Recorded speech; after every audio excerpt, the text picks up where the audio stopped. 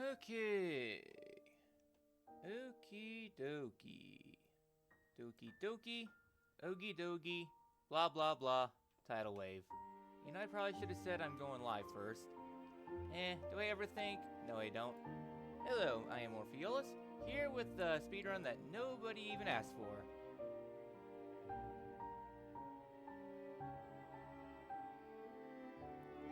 Yeah, not a big fan of the price hikes for Switch.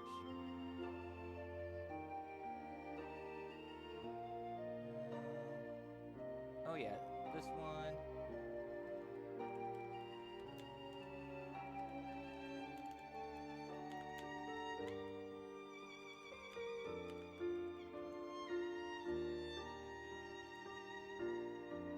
Okay, uploading the thumbnail. Hopefully we're all good. Okay, so this is going to be yet another tragedy. The tragedy of all tragedies, as I attempt to speedrun this game while being very rusty. Thankfully, I did a D-Rust run. Does that mean anything? Probably not. But we will make our best efforts because, well, I can only do so much. So yeah, go ahead and begin New Game Plus. Let's begin this monstrosity. 5, 4, 3. Sorry. 3, 2, 1. Let's jam. Alright, so welcome to Xenoblade Chronicles Definitive Edition, the definitive speedrun, where I, do stuff. I don't really have a game plan, so to speak, just playing through as I kind of do, trying to incorporate a little bit better commentary. No idea how much better, but commentary nevertheless. Okay. I feel my power return. I expected a tougher battle. Where everything you know is thrown out the window. As you I feel my power return. I expected a tougher battle. Everything. It's not so important how to cyclone. But yeah, that is where this run really begins to go for. I feel my power return. So yeah, so starting things up, we're just doing the intro battle, so to speak. And you need to remember, menu is X, not plus. X, not plus. X, not plus. We're the best! Let's not lose our heads, though.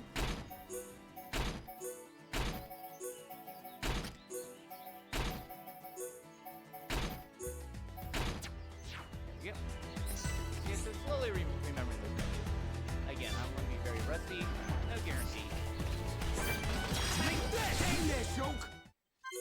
So yeah, so as we're kind of walking to Colony 9 right now, just kind of going over some details of the run. This is the glitch category. The glitch category is basically we import a glitch. I'll probably talk more in a little bit.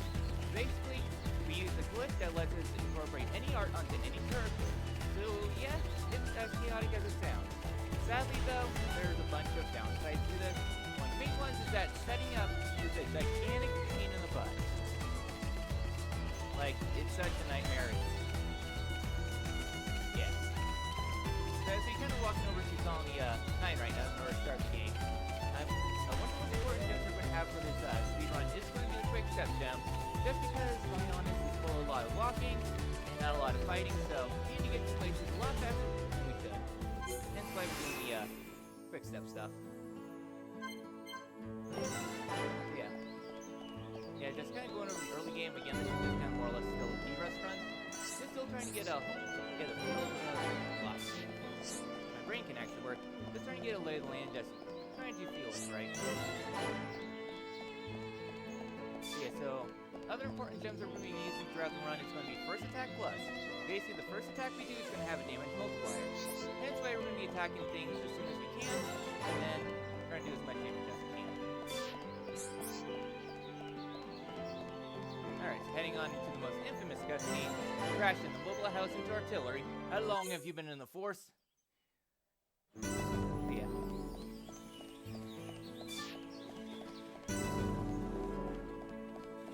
So hopefully everyone is doing well. May or may not have been a direct that happened today. Okay.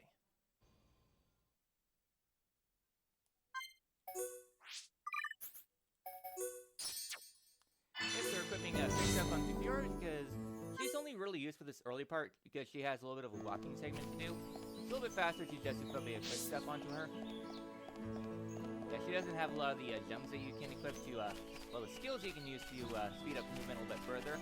Because there's like 2 movement speeds. One is for Mechonis Field, and the other one is for Ricky. Ricky has adventure time, so yeah, those two are going to be like the 2 main skills we use in order to speed up our travels a little bit. And then there's a bunch of other skills, mainly just things that buff our damage under certain conditions, like first attack. If it's nighttime or damage will increase, it's not going to matter too much because we're just kind of going with the flow. But any little bit helps for the speedrun. But it was just a really bad spot.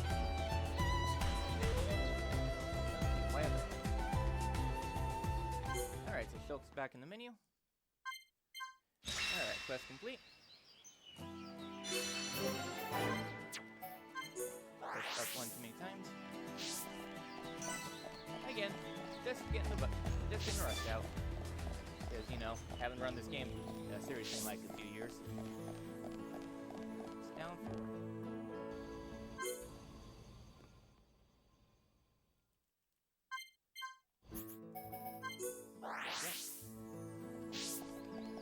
So yeah, so just trying to think what else. Well, I think I'm just going to focus on the run this time, and then my next stream, which is going to be Friday, hopefully, I'm actually going to be doing a stream where I'm going to be focusing a lot more on the commentary, not so much on the gameplay side of things.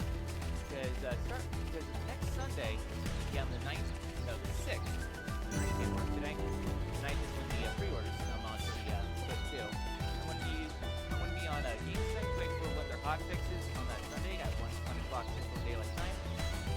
So yeah, thankfully I'm going to have some help with Arsenite, so definitely going to be helpful because I am so rusty. Plus it doesn't help that my commentary, basically my brain seems deteriorating. Well, not deteriorating, more it's just hard for me to speak in full sentences without my brain just blanking out like that right there. And yeah, it's just so easy for me to get distracted. That's why I've been learning these scripts for the YouTube side of things, like Fallout and Skyrim challenge runs. They're a lot more difficult for me these days. I wish it wasn't the case, but get that checked out. That's like one of the main reasons why I haven't streamed a lot lately.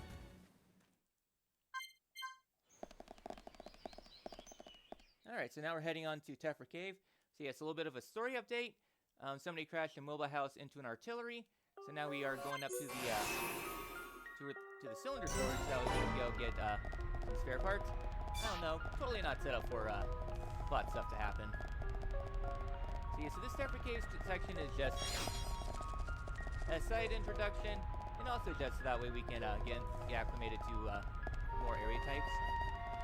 Because definitely right now, things are relatively same for landscape-wise. Once you get to the lake, everything just expands massively.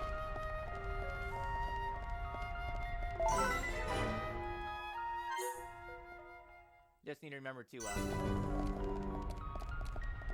a little better at my cutscene skips. Sometimes I just forget where there's a cutscene. Other times I just forget. Most of the time, the latter. And the lizards are in kind of awkward spots. Yeah, the category itself is relatively RNG free. I mean, there's a couple RNG bits, but at least with the route I'm taking, it's mostly consistent, except for a few fights. They can be pretty RNG and control you really hard. But for the most part, this category is mostly consistent. Yeah, sometimes enemy places can cause you to detour a little bit.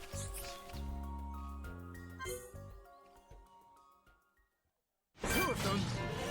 Take them down one at a time. Chapter 1. Actually, save time? Okay.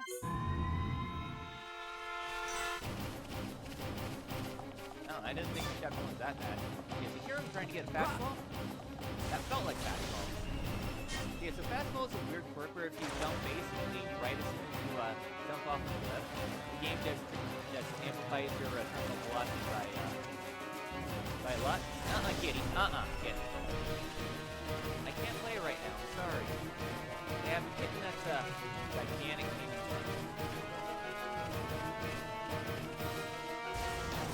Yeah, so if you jump off the ledge, your terminal velocity is going to be amplified. They're just going to go way faster than you normally would sell. So we're going to be using that to follow certain distances into water. It helps with the spot. Well, a few spots that I think you want to avoid holding itself together because you can't make it. Yeah, well, anyway, so the most important art you use in the early game for this, I'm not saying that, double wing.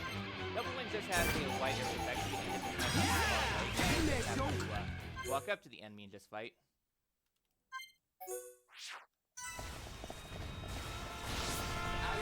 Yeah, we are checking on Dunban, he's not home, so we gotta go run into Minato. Because, well, Mechon are weak to Minato and resistant against normal Hom's weaponry. They think there's the anti-Mechon weaponry, but we gotta get across the pond to get there. You blasted Mechon!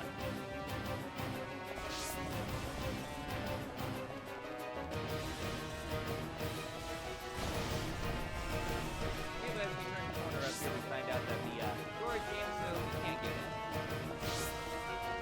Okay, so hopefully Dunban's out, otherwise we're kind of boned.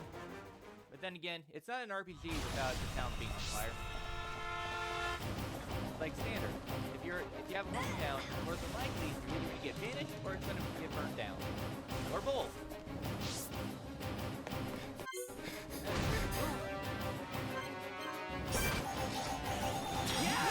I'm really feeling it. That was... Really feeling it. Relatively easy. Yeah, so next up is the escape portion. Yeah, we're trying to get to the residential district, but there's a big boulder in the way that fell down, so we got to go basically around the entire colony to get there. Coming up is going to be a fight where Dunban is losing this Minato. Yeah, there's two Minatos going on. It's getting out of hand. Yeah, so Dunban's going to lose this Minato and again. Anyways, one of the big things that's going to diverge this route from like the current road record routes is the use of different arts and also Let's focus our efforts. On it. Understood. You never stood a chance. Good thing I'm here. yeah, we focus on the second one, so that way But we they mustn't can be add careless. up. That way we can walk past it during our auto attack animation. That once that's up, cooldown, we can attack the other one. All lines up, and just run right on top. These guys. This is a big fight here for Metal Phase 1. But the first phase, there's three ways for him to trigger this fight. It's being underneath a certain level of health and use your Minato. Otherwise, you go through a lot of things. Don't think it's tough. I'm really feeling it. Coming down to size. The power of the Minato. Our attacks are The not Minato. working. It's not. Let's focus our efforts. No problem. Roger. Okay, that one just got health threshold in. We're good to go.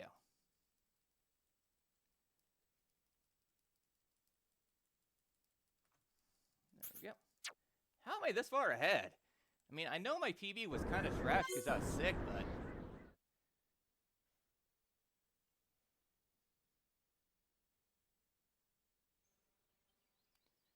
Alright, so now begins our grand adventure. So, climbing up to Mechonis. It's a fun time. Yeah, so sadly, Fiora bit the dust before the last fight, so... Rest in peace, Fiora.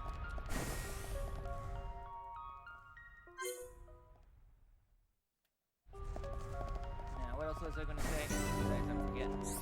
Oh yeah, the armor swap. So yeah, there's a glitch that lets you put armors on characters that are not supposed to have armor, but A, setting up gets a little wonky. B, if you set it up wrong, the game will crash when you investigate a buggy or other cutscenes. And C, I don't have the time to set that up because it's a big mess. Okay, didn't get fast fall there.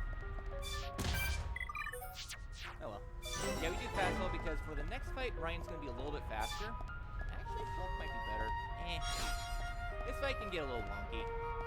Yeah, some Minato arts are very weird to say the least on characters not Silk because they're tied to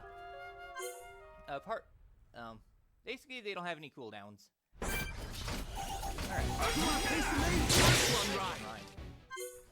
Nearly used the wrong art there. But yeah, Ryan's wide area effect with Cyclone make cleaning up that fight really easy. Alright, so Ryan gets kidnapped by a spider, so go there and get that fixed, or else he's going to lose 2 friends in 10 minutes.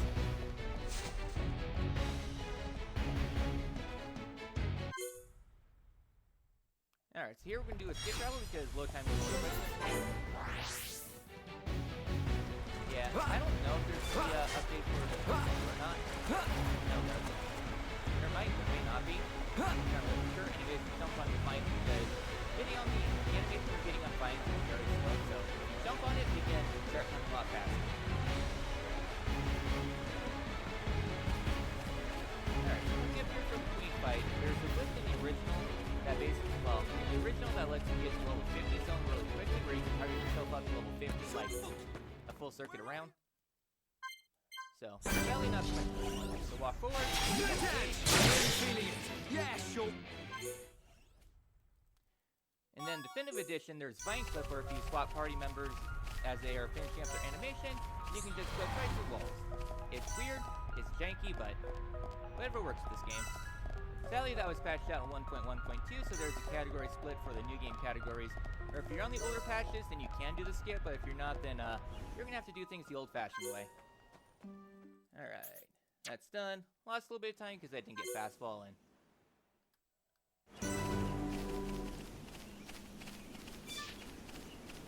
But then again, my chapter 3 last one was really good, so. Yeah, so the big thing about party swapping in general is triggered by this thing right up here. So in order to trigger party swap, which is using the 80% speedrun, you get a side quest in Colony 9 that basically lets you did I imagine through this? Yeah, you can just clear dialogue boxes basically instantly in this game. But yeah, there's a mission in Colony 9 that lets you, it's a generic mission where all you gotta do is collect a certain number of, not Rainbow Zikorias, another one, which is also used in Colony 6. So Time Attack Mill lets you get collectibles which are required for Colony 6. You just have to pay an exorbitant fee for them with knock-on stones. But you can easily get those, so if you were to trigger a, basically complete the quest while you're in the menu for getting the items. My brain just does not work today. So yeah, since you're getting positions up, hopefully you start in look out. Really bad. Really bad. So yeah, so if you wait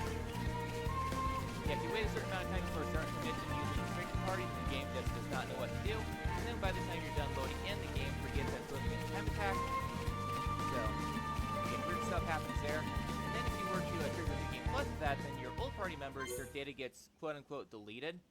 So when they rejoin, they don't have their arts list, which is where things get really wonky. Anyway, hello there, Mr. Rockbar. Please ignore me.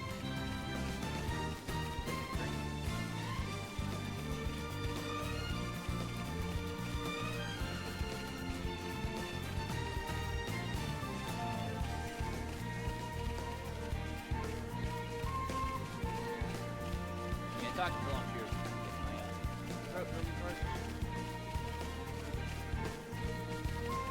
Anyways, what was I talking about? Oh yeah, party swap. Yeah, once you trigger the game plus, your art list is quote-unquote deleted, so when you try to load an art when there's no art list, the game just freaks out and loads garbage data. Basically, any art in the game. Any art. Including arts and characters that are only in a future connected. Not in the base game. Yeah. Yeah, so it means the art structure, where there's certain arts that are more common than others. Like, for example, you're more than likely going to get jump data, so to speak, where the arts are useless. Or you have a chance of pulling arts that aren't supposed to be in characters, like Minato arts. Anyways, yeah, for this fight, we're just going to go for an auto attack. So, Y down 2. And turn left. Yeah, so the aim gets real wonky, so you can really pull any art from any character. When I first started running this run, because basically where this category, where this set is from, because I don't have the time to pull, well, spend 100 hours trying to pull, like, the features for art. Instead, I'm just kind of playing pretty old-fashioned way. playground, so to speak. You're kind of get dirt really quickly. Yes, for this category, Charlotte is going to be the main because she has access to a lot of the super powerful arts with relatively low cooldowns. Yeah, every character is not made equal for party swapping. Shulk's really janky. Yes? Alright, listen to you blabber on. And now we got a section where we can't skip travel, so. Yeah, it's weird, but you can't skip travel during this portion.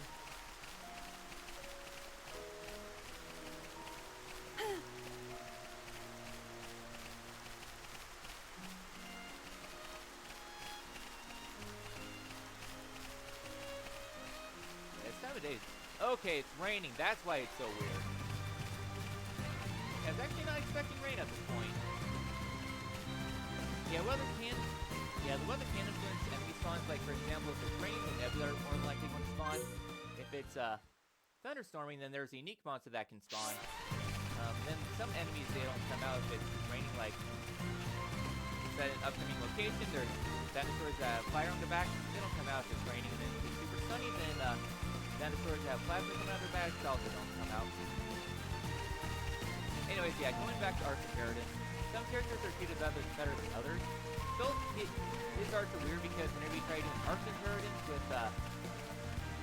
with like Minato art, once you close out the menu, they naturally go back to their correct palette instead of their janky palette. So yeah, Shulk's relatively not the greatest, but there is an art that does come with Shulk. Well, not Shulk, but cannon drones do, which can cause some interesting interactions, so to speak.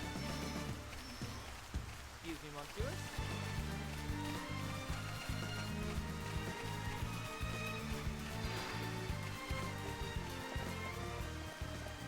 Alright, so alley-oop. Doing pretty good for travel so far. Over there.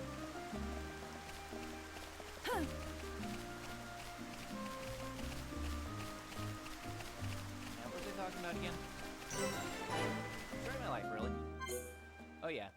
Yeah, Shulk gets really weird. Who else is really weird? Ryan's weirdness comes with his AI, but we can replace his talent art with another art. And so we have Inspector Sword Drive onto Ryan so that way he can infinitely spam it. And since Activate Minato has an infinite range for its arts, it gets really wonky because as soon as you target an enemy, you can immediately delete it, which is going to be very important for a few upcoming fights. Namely with, well, the chapter 13 boss fight is going to be really important. And a few fights in 14.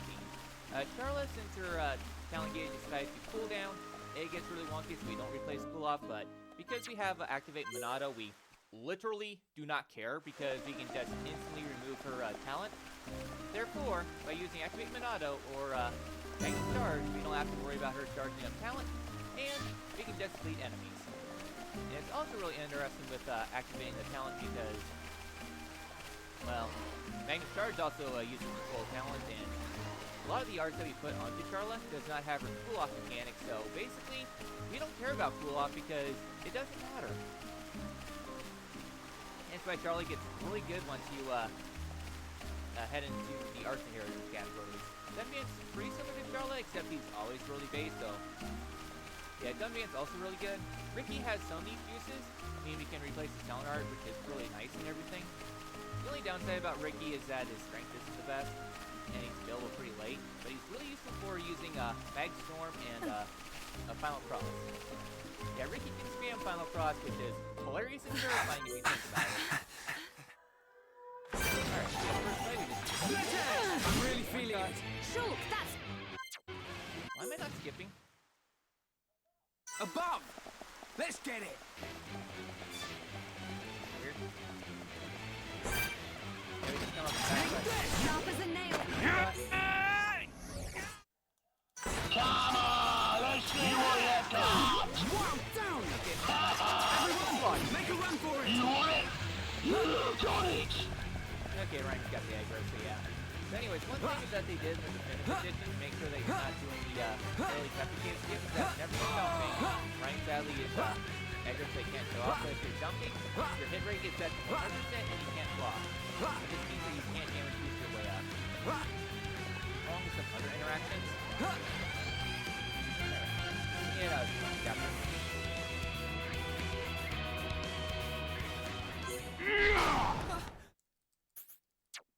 some time. YZR down.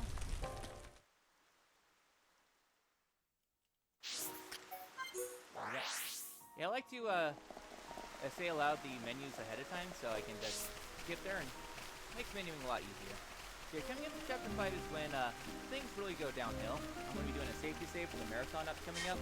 And I haven't really practiced the super skip that lets you skip to the bottom of the ether mine. I'm not going to be doing that during the category because A, I am rusty, B, I want consistency, and C, with my party setup, I don't know if it's even possible because this is how Ryan and Charlotte are set up, so I'd rather be safe than sorry, do what I do know and not what I don't know.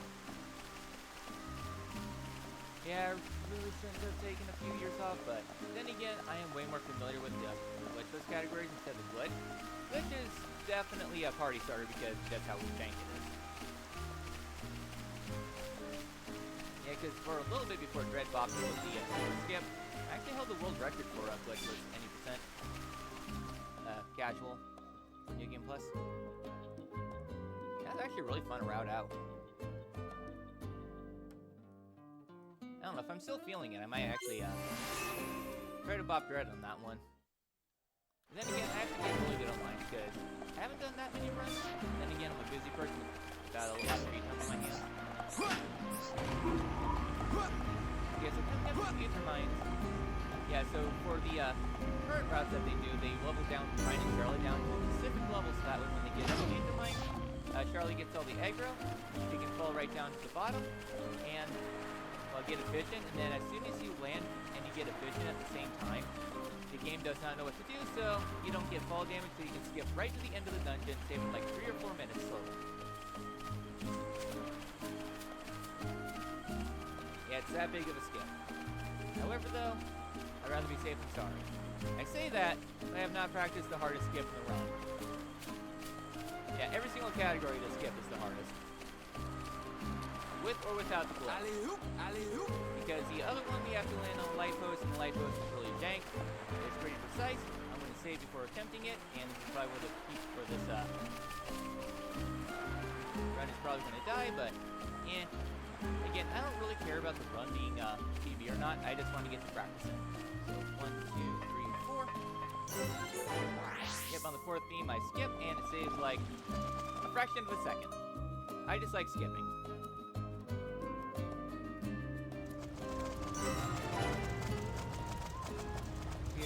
Is definitely an interesting dungeon, mostly because it's split up into 2 parts. The second part is actually entirely missable. Once you beat the dungeon, you can't ever go back.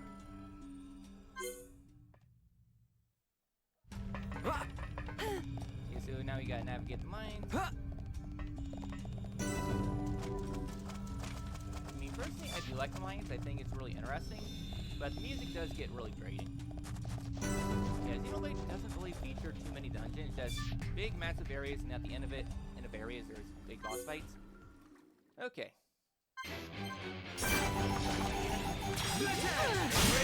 Faster than casual, because in glitchless, we only get Stream Edge, and Stream Edge's range is pretty nerfed compared to the original, so we have to walk forward a little bit in order to activate Stream Edge. Just, of course, the definitive edition. Alright, so now we got to go navigate our way through the mines. Hopefully avoiding the unique monster that's here.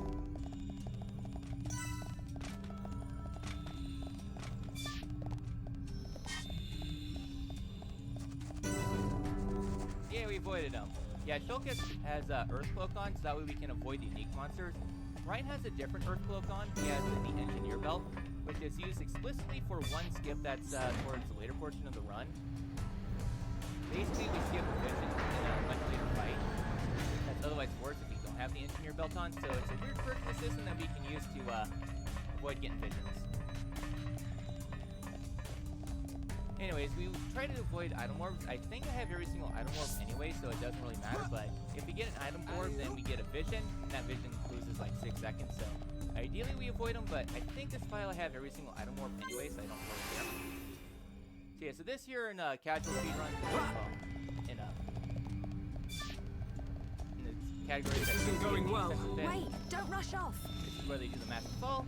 I'm not because I'm a noob, so Playing things the old-fashioned way. So I'm taking save to save. There's a specific spot right here.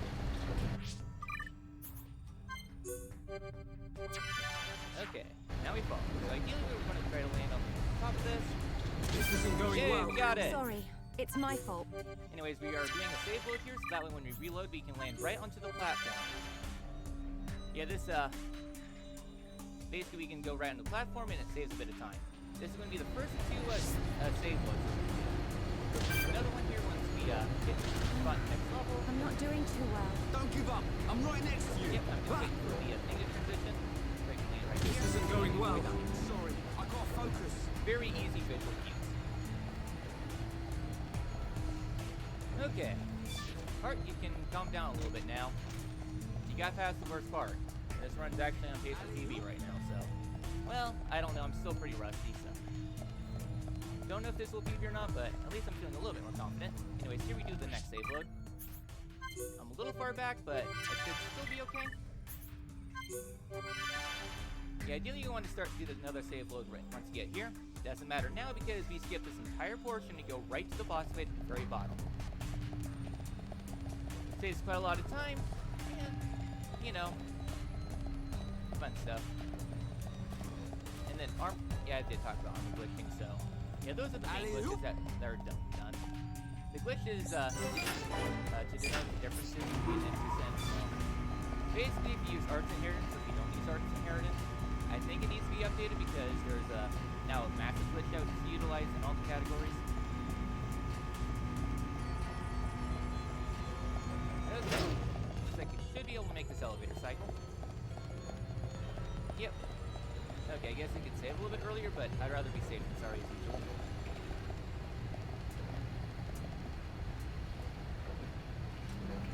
Oh yeah, another quirk about doing save loading is that, well, I think I'm doing save load. There's another save load that we can do during the escape that lets us get elevator positioning and also skip a cycle. It doesn't save that much time compared to getting this one because we can barely miss it on it. Barely miss it, but this one, we can actually make it. Okay, backslash, get right. Backslash!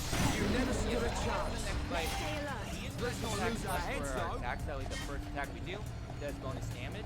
However, that only applies to the first enemy. So if you were to use double wind, it would only affect one enemy and not two. Cat, please don't. I can't. I'm sorry. This is a live stream. Okay, so it affects only one character instead of two. So we have to use Shadow Eye in order to ensure we get the one shot on both of them because it grants a damage buff for the next art. So that's why we do that. Cat, get. Get. Ah! Yeah, I'm gonna have to lock her up on Sunday. Alright, so here, we just get 9, Shadow Eye. Shadow Eye! Larry, that might be a little We win! Man, what a bunch yeah, of it's sluggish. far out from Let's the keep area. on going like this, guys. Yeah, so one of the big things that we use is art animation. So the faster the art is, the faster we can do fights. And incorporates both the initial and final animation. So if you can attack and then it has a really quick animation to cool off. Well, like the attack comes early in the animation, but it has like a long ending like, then ideally we want to use those arts for like final hits. But if we have to use like enemy and then we have to move immediately after, we want to use fast arts. That's why Stream Edge is ideally best, but in order to show the one shot, we need Lariat. Those enemies are kind of easy.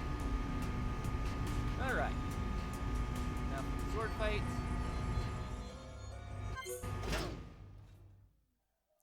Want some more? Monado man! Stupid thing. Yeah, my thing just literally freaked out. Yeah, my notes. And so what happens when you use a Google Chromebook? I'm sorry, Chromebook is the worst laptop. I'm using one for my thing, because my other laptop I've used before back in college. It bit the dust in the Google Chrome I have right now. Only even they can go change it. It literally works on my old phone. And that phone would crash if you tried to load change. I think the only technology that actually works in this house is this computer I have. Moral of the story up here. For 1 to load the next elevator. And for 2, I can actually get a rocket jump off of it. Yeah, so we're currently in an elevator state where the game puts you in elevator state. So if you were to jump, your momentum will be preserved even if you jump on like a platform or anything. So that way you don't fly off the elevators. However, though, the game gets really wonky, so it doesn't take your elevator state off once you're off the elevator. So in order to remove elevator state, you either need to do a save load, or you need to swap characters to characters that aren't in your party when you do that.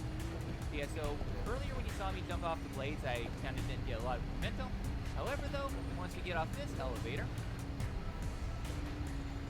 once we get there, yep, our momentum is preserved and we can jump a lot further.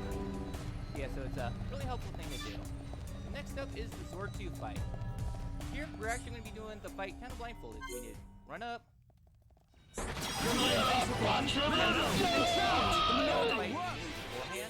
really want to have a backslash in my first slot, but it doesn't work out that well.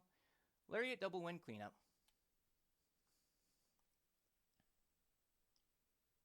Yeah, just a neat quirk about that fight. Let's focus our efforts. Not our problem. Okay. Boy. Now. Yara, no. That fight can either go well or it doesn't. Yeah, I lost a bit of time because of the jank. Alright, wait until after we get past this and we go on to the ledges. So yeah, so now we actually have a run. Yeah, chapter 5 is basically where a lot of runs go to die. Especially if you go for like YOLO or non-YOLO strat. It's a very RNG dependent chapter, so well, some RNG dependent chapter, but also because the difficult skips is typically where a lot of resets happen. At least for me. Yes, you see a lot of gold splits in the early chapters and must have had an insane early time. I guess early chapters afterwards, not nearly as insane. I don't really know what my success rate is. I don't actually have it up. Yeah, I've had 18 attempts so far, and I think only like 6 or so, if I'm lucky, has actually made it this far. Otherwise, they've all gone to die to the mines.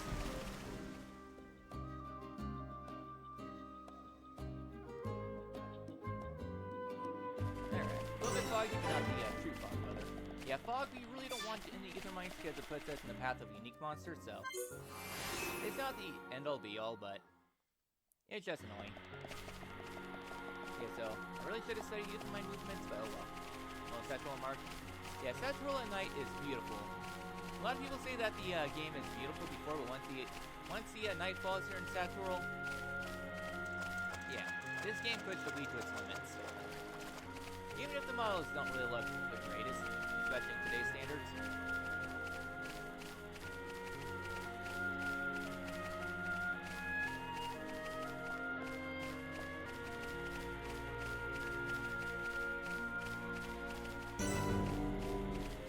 Okay, I think it is foggy now.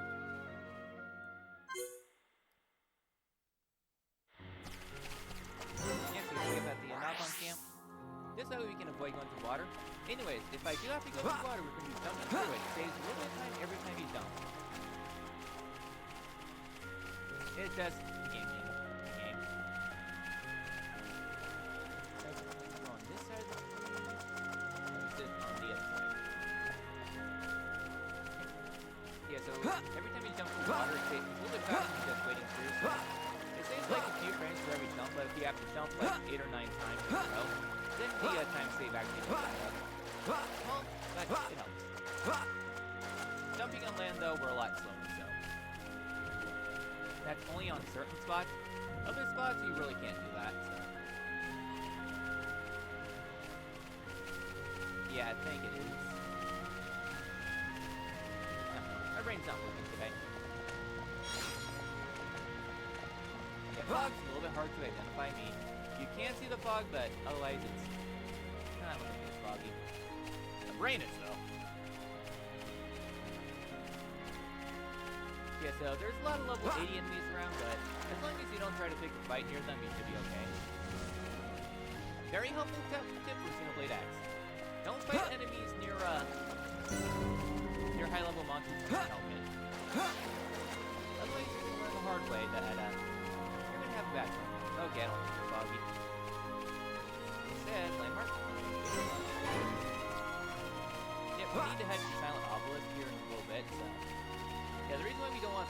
because there's a 80-some unique monster veteran Yasuo, I think, that will come and try to see you, so that's why we try to avoid it. It's not the end all be all if you get seen because, well, we're outpacing him anyways, but it can be a little bit annoying, especially after jump in water.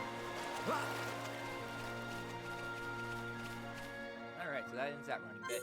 So now for the second part of Satchel, we need to collect some item orbs. These item orbs will let us get the first stages of the allow us to climb up further up the mountain. So hence why we are going around and collecting the item orbs.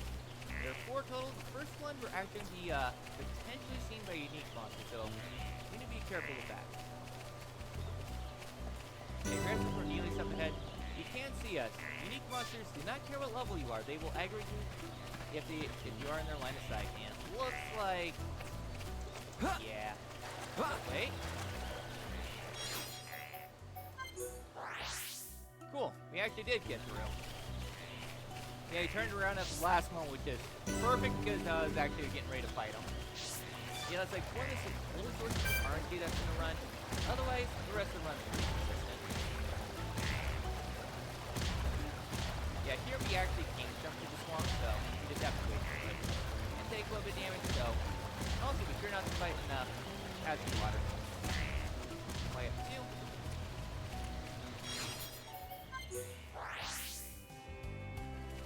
Alright, so with Cornelius done, now we begin to climb up to the rest of the Mechonis.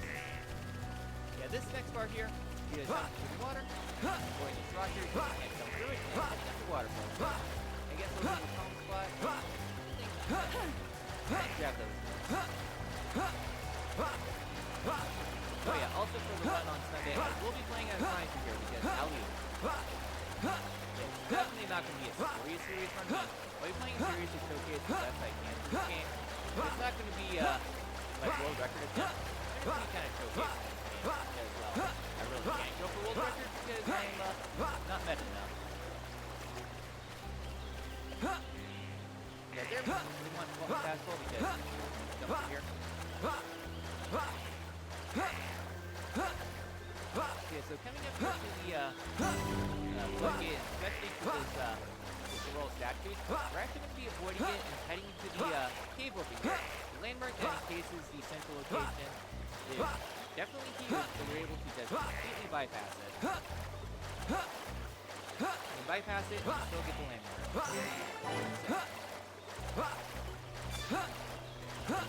Yeah, and then we'll be getting there once we're done collecting the rest of the radiants.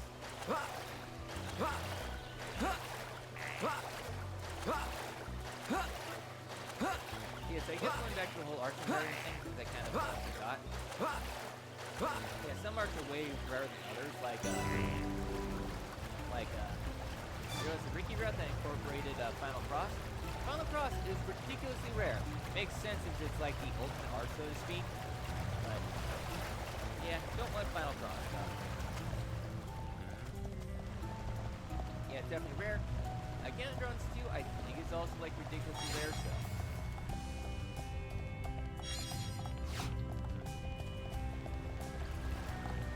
Anyways, yeah, we're following that specific manner so we don't take any full damage.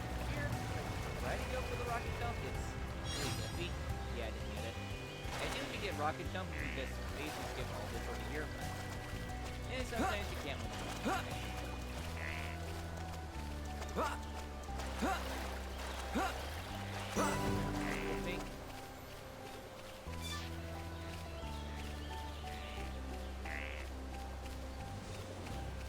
At least you don't have to deal with additional enemies, just only unique monsters, otherwise it's just cutscene to cutscene. Alright, so Sorrel statue's done. Now, Thoron and a lot of party members leave the party, and now you can rebuild Colony 6, which is basically the game-long side quest.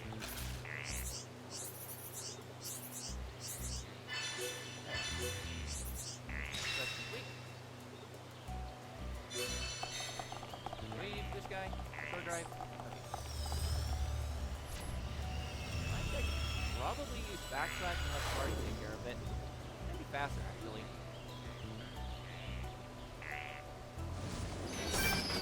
Let's focus our efforts.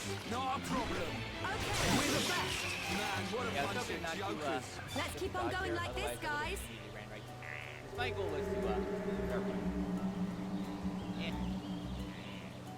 Yeah, for casual speedruns, you're definitely able to move a lot faster after this cutscene. Well, casually you're able to one-shot with the backside, which is a faster animation than punch back the sword drive. Hence why I was trying to do, saying about doing that, but you don't always win them all.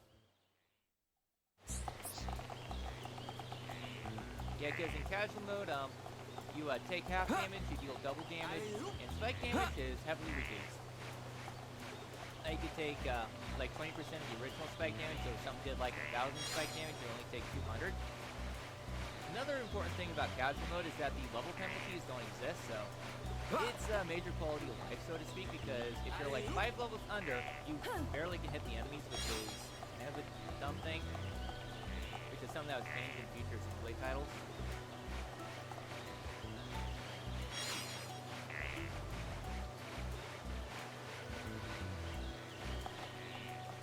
They're trying to jump onto these plants here just so you can avoid the pretty slow climbing animation.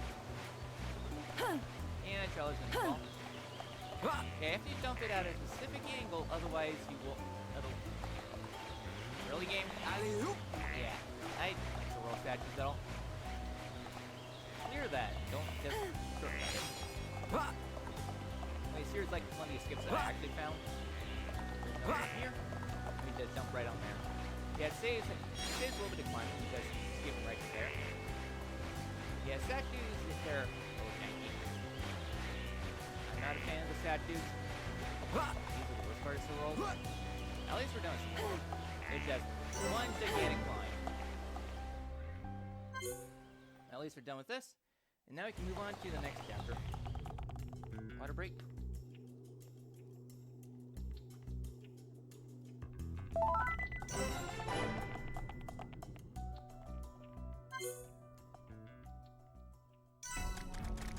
So heading on into the interior, this is just a quick visit saying, hey, yeah, this location might be important later, as you can tell by the big old window there. And the Mechonis is kind of pulsating like it's dormant, not quite dead, but not alive. Yeah, so here we're just using a visual landmarker right about here. Yeah, this is another save look, so we can hit the blast cycles up ahead.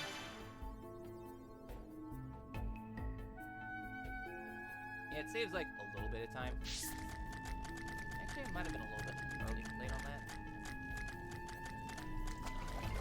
Okay, so ideally once we get into the pool here, we'll get it blasted up. Yep. And when this all done, we're now done with this chapter. Yeah, it definitely could have gone quite a bit better, but can't win them all.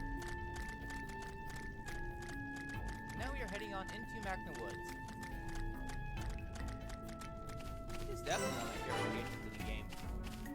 This location pushed the Wii to its limits. Yeah, I'm definitely losing time.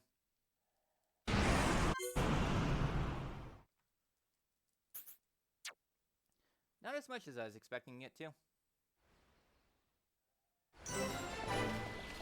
Alright, so Magna Forest. There's no cutscene to start the location, at least for now. Yeah, so Magna Forest, this is like the location before Era C that we have to pass through in order to get up there. The reason why we're signing up to Era C is because Phil had a vision that because the current Monado, well, in the base game, the current Monado can't harm Face Mechon, which is what Metal Face is. So he saw a vision that he is able to hurt Metal Face as long as he climbs to gets up to the top of Mechonis. So that's where we are heading. That's where we're heading. So, yep. But here we're going to be introduced to a new character, Melia. Definitely a fan favorite character. Grab the tablet for a little bit because we're going to be skipping here basically after the next cutscene.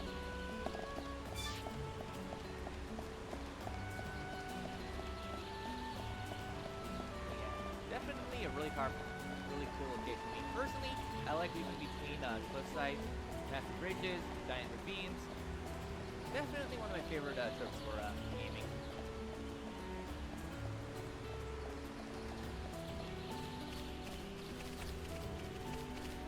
And I'm probably just going to be trailing off a little bit while I bring collecting shots.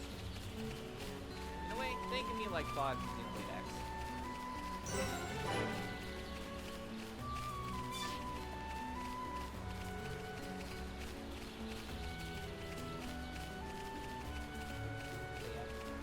I was gonna go research the lines, but I never ended up hitting. Well, never ended up doing. But I did practice the menus a little bit, which is, in my opinion, way more important.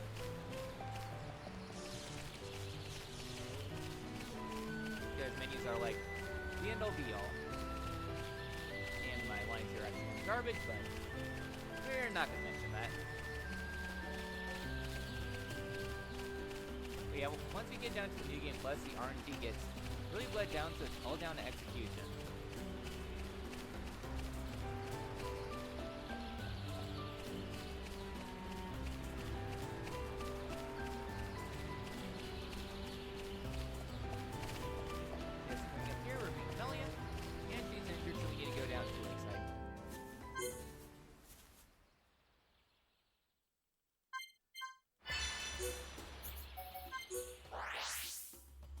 Anyways, we're going to be going at an awkward angle so that we can avoid fall damage. And then we're going to be dumping off roughly right here so we can avoid fall damage. Next, we're going to be aiming for the water right down here. And land on in, and immediately go right to land. I'm just going a little bit out for safety because if you don't land right, then you can just go right to the drain. A little faster to skip the lakeside. And best here we're introduced to Telephia. They're annoying because they have the ability, a Soulry, which basically makes them, a little bit, and No escape! now is the big ol' menu.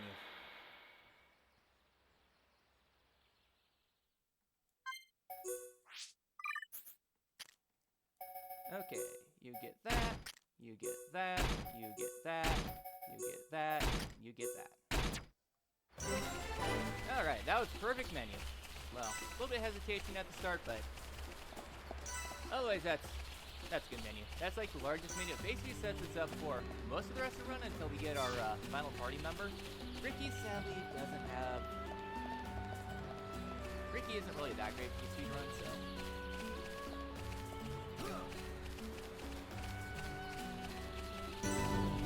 This I never really researched the optimal way through.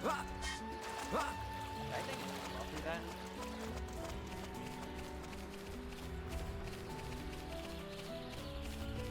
It's pretty slow to get through the water. Yeah, I'm trying to get a fastball there. So ideally I'm by this mushroom here by the time I get to a nightfall. Okay, not a great maximum. Well, then again, I did fall, so that's probably where my time loss is. Yeah, I just need time of day to see like how good I'm aimed for the run. Like if I hit certain milestones, if night falls and I'm past like a certain milestone, I know that the game's on a good pace. If not, then I'm not really on a great pace. But that's just for sections, because I'm not always staring at a timer. In fact, I'm just grimacing over once in a while because, well, really can't do much in this run, so I'm focusing on the game.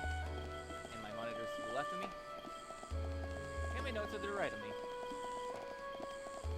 I don't need the notes too much, thankfully, since I got it mostly memorized.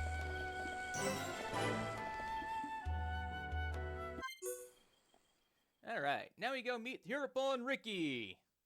Bestest Heropon.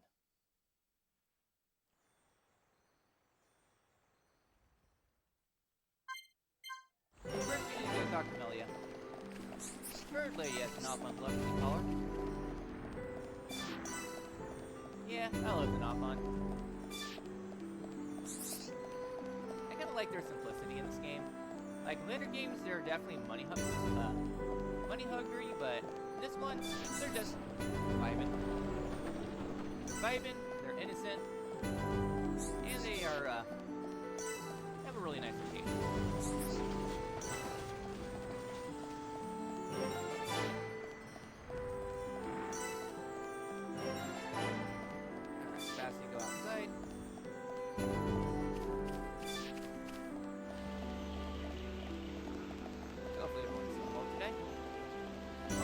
Has them either up optimistic or cautious? I'm optimistic, but at the same time cautious about the game price hike.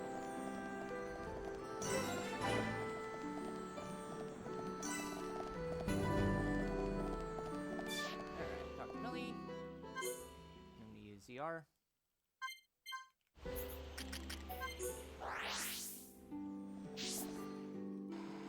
May I introduce this year's hero pawn, Ricky! Yay, we got it! Yeah, it's a really awkward jump to make it onto that platform. It's fast if you do, but if you get fastball on that, you actually get the location that's underneath the central platform. Yeah, gotta love Xenoblade being a tank. Alright, so easy peasy. And we get pineapple.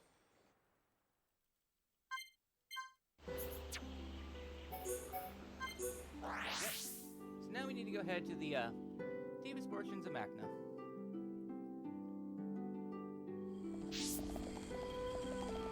I was actually expecting to get fastball there. This isn't going well. Sorry, Yeah, we I jumped got at focus. log so we can get to our destination faster. So yeah, so if anyone knows their Xenoblade X and how scary it is to navigate around high-level monsters all the time, well, welcome to 1, where we have level 98 dinosaurs that will see you, no matter your level, and we have to be careful because they actually have an insta-kill art. Yeah, it's like Fatal Chomp X or something like that. Okay, Zolos is rolling hard today. At least you're able to sneak past him. Yeah, Zolos is in the spot I like to cut across, so I think we're over here. Yep, we're this way. Yeah, we gotta be a little bit careful because dinosaurs, they will see you. They'll chomp at you. I'm taking the riskier route that's like a couple seconds faster. But if you get seen by a dinosaur, then that's better. On New Game Plus, we don't have to worry about New Game. A lot more scary because we're only like level 20-some, 30-some at this point. Yeah, we're definitely falling off in levels in the 80% category, so. But regardless, we have to be careful of those dinosaurs. Thanks to Earthcloak and they are relatively blind, all things considered. Just have to be smart with their movements. Okay, big dinosaur is playing nice. Yeah, otherwise, if he hugs the ledge, then we have to be pretty careful around him. But thankfully, today he was being nice. Also, are we going to get the legendary Wave Dash dinosaur? Yeah, one of my practice runs for the last marathon I did, randomly had a dinosaur just Wave Dash its way across. Arcanite and I were just laughing hysterically at that. Okay. Let's focus our efforts. I'm on it. Understood. How good are we? Not long now. Don't rush. Because Keep your cool. I'm really feeling it. Don't get careless. Yeah. You'll actually Telepia can read our thoughts. Well, the Monado is not long now. So now we use ZL to go up.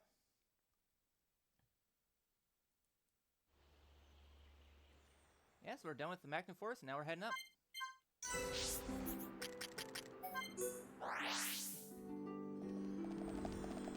That was actually a really good Machna, all things considered.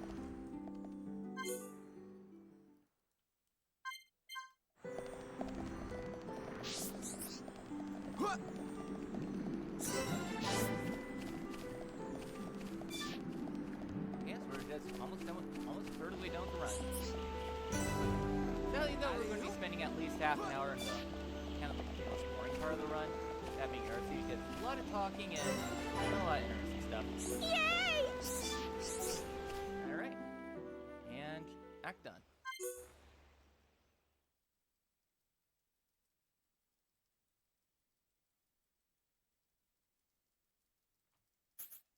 Hey, we gold!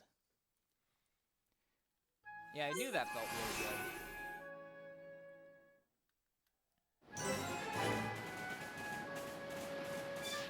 Alright, so yeah, Earthsea is going to be a lot of walking, not a lot of things going on, so I guess kind of talking about the other categories, there's the glitch and glitchless.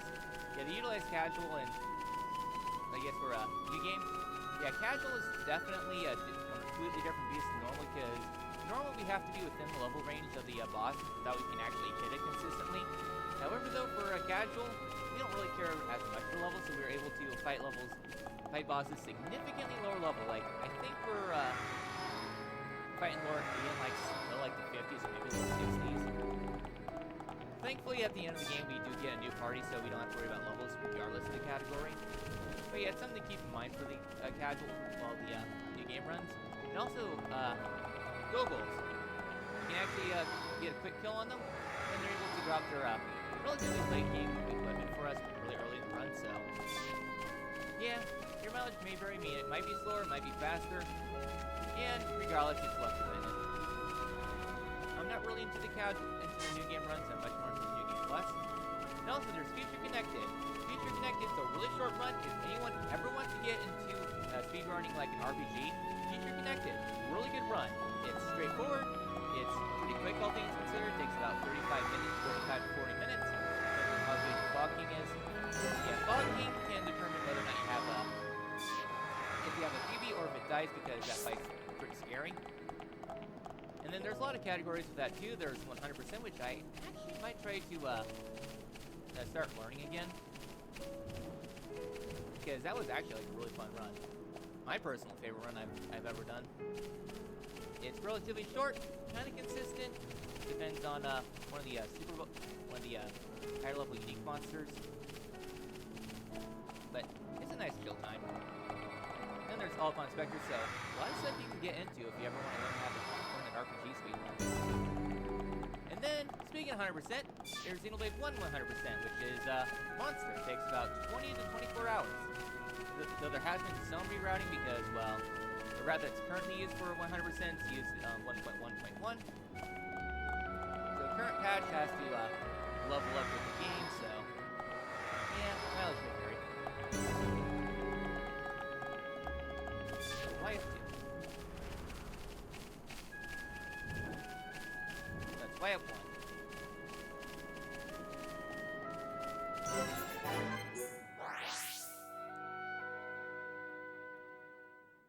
Alright, so now it's Melia's walking section. Yeah, Melia has like 3 sections dedicated to herself, so that's why you put Quick Step on her, even though she's not used for the run. Alright, note to self, electric is on the left, ice is on the right. Yeah, it's a derp I had in my last run.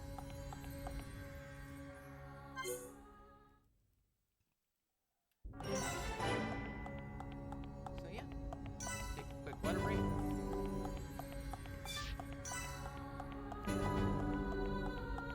Okay, I do have another water here.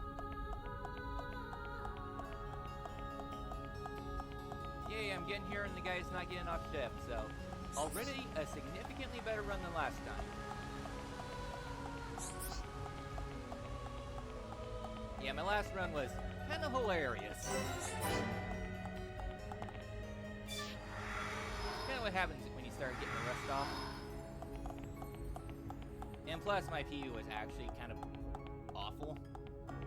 No idea how that's got me a PB, but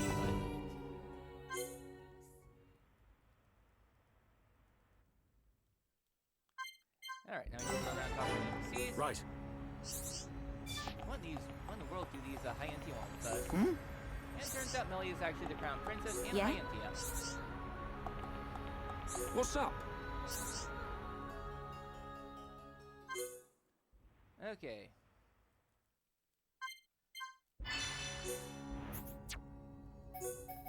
Kind of hesitate on the menu there.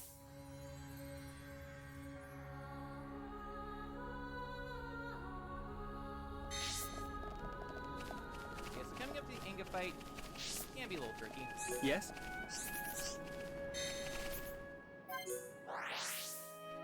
you need to stop hesitating. Yeah, right now my dog's going nuts outside, so hoping nobody interrupts me, otherwise I'm gonna be one very unhappy Pepito.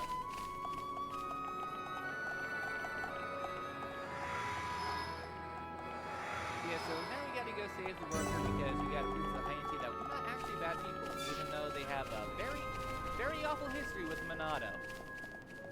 And as we get later on into the run, Monado is really, really sketchy.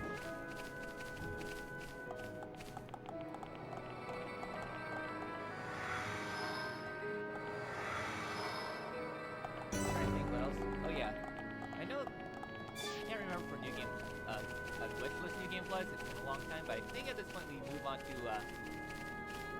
actually, I don't think we move on to, now, it's been forever. Okay. Group picture. Shadow, let's focus our efforts. No problem. Don't get careless. That was too easy. Not bad. Not bad at all. Are you that? Who else wants some? I think I split on this.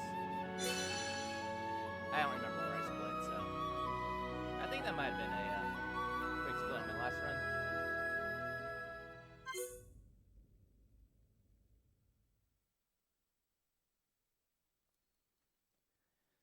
Alright, so that's the first half of the chapter done.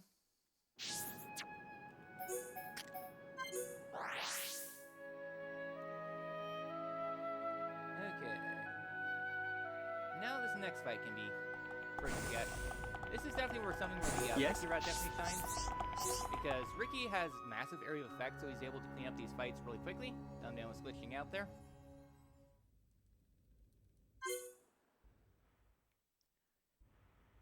Okay. Let's see how this fight goes. Let's focus our efforts. I'm on it. Nice one, Run. Right, that's good. Let's edge. I'm really feeling it. Don't get careless, Shulk. Really? Take this, Shulk. I'm with that back. Dumbman Game is this, dead. Shulk. You gotta realize that it's starting to fight, Dumbman. Shulk. That was awful. Yeah, I could have moved up a little bit first. Was that the right movement? It was double win, not lariat. But still, Dumbman was supposed to Peerless at the start.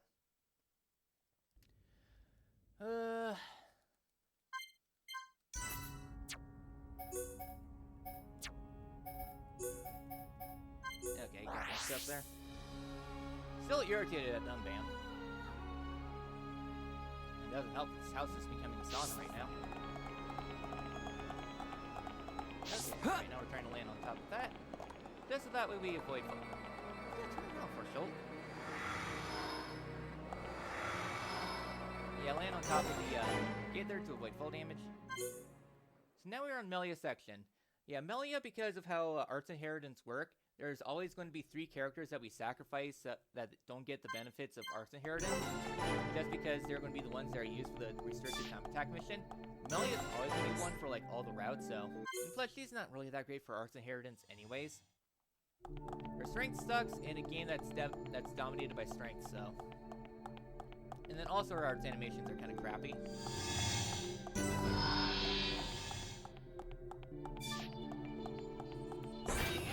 Roaring thunder! Take me lightly at your peril. Take me lightly at your peril. Yeah, looks like kill on that fight.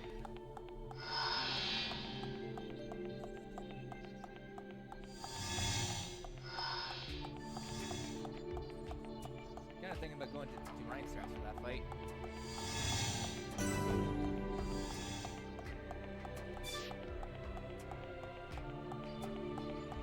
And then for this next fight, we're going to be using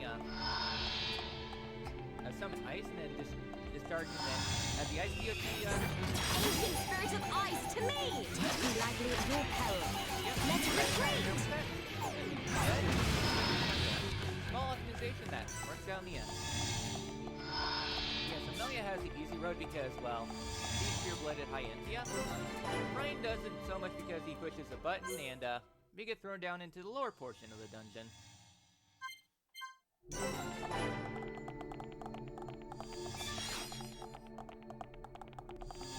Yeah, the lower portion is...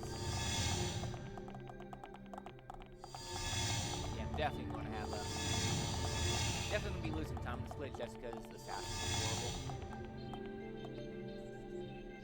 This isn't going well. Get a hold of yourself.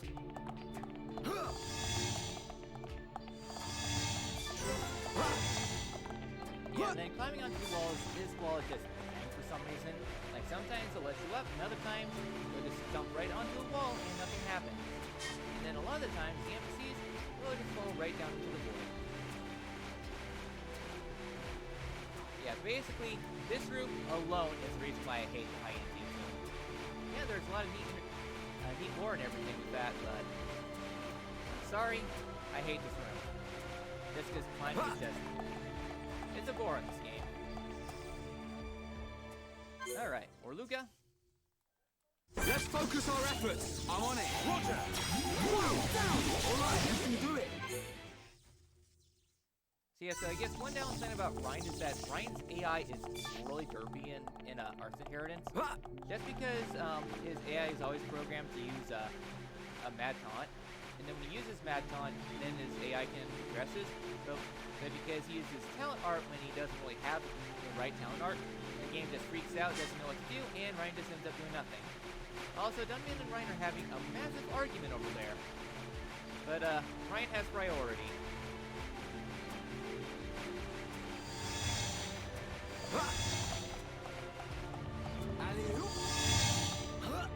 Yeah, the AI in this game is a treat to behold.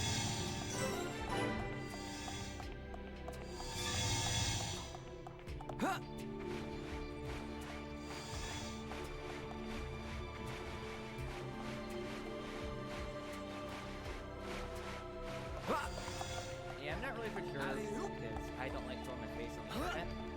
So I don't really know if I'll be doing like this way to do stuff. Yeah, once again, that there is trying to jump up, but because the game is horrible when it comes to climbing, I just get thrown off. Again, I just hate this something.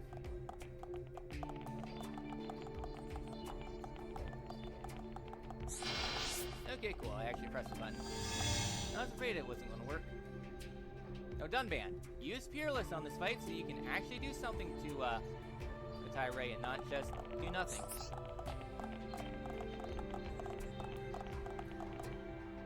Filthy arms half-breed. Let's focus our efforts. Not Be sullied. You're You shall not be victorious. Behold the power of the Minota. I was expecting that to be a cleanup Tyree. Oh yeah, we're losing time. Why down up A?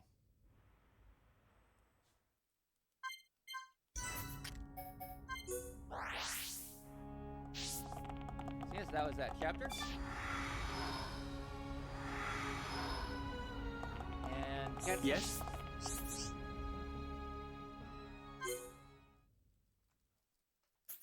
okay, I was expecting to lose a lot more time because of that horrible fight.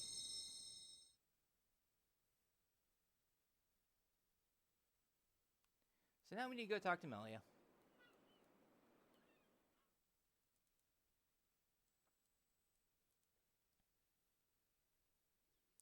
Yeah, chapter 9's a really straightforward chapter.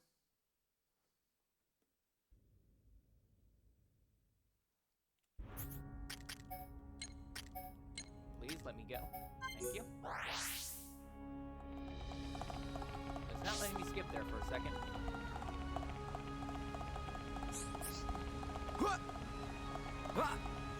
Yeah, it's trying to jump over the speed there.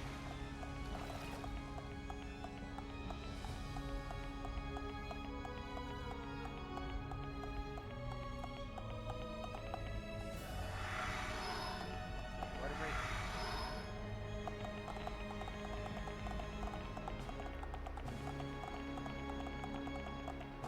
Yeah, I need to get... Yeah, I just hate trying to drink. But when the furnace is still going, because you don't have access to the heat controls, and it's like 80 degrees inside the room I'm speedrunning, and I don't want to have a fan on me because it'll just blow on the mic.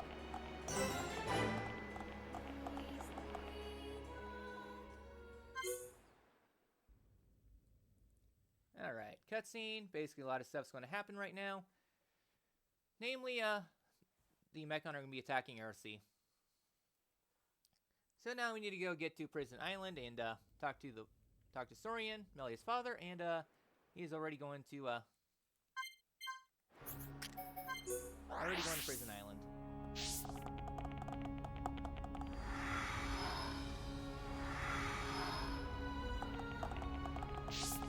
Also, something I like to note in this, going inside this room, Zohar. I don't know, every time I see a Monolith section in a Monolith soft game, it's the first thing that comes to mind. Yep, so now we need to slowly walk out of the city. Skip travel is disabled at this point, which is stupid, but eh.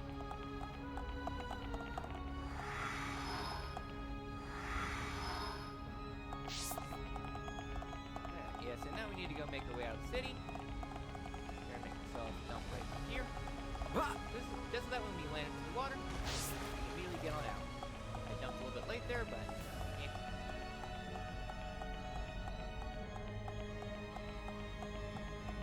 Yeah, sometimes I just can't win.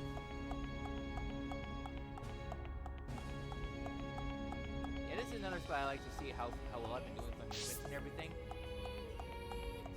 Just see how good of a tune I've had, and basically I like to judge nightfall here. If I'm on the escalator by the time night falls, good tune.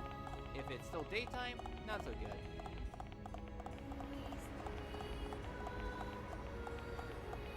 Alright, my lines are getting better. Someday I just want to have like a perfect section where by the time I get to the bottom, it's already nightfall. But that would mean that Lorithia has to cooperate. I don't know, Lorithia is just like one of the fights that just never wants to work.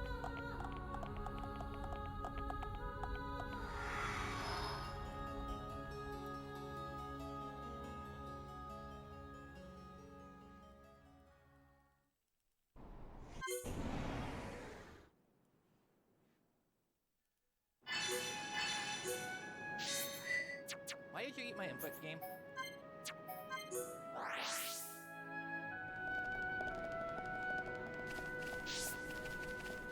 Yeah, it's a sad downside of having one button do multiple things.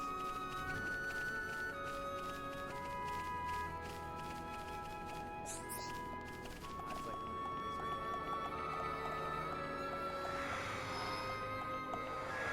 Yeah, so the line's heading through Aerosmith Field.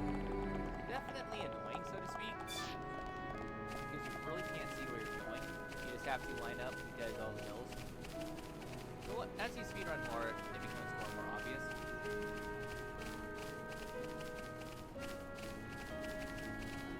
Just make sure you don't go too far out. Here I like to aim for this far tree over here. Not far enough. Between the two far trees.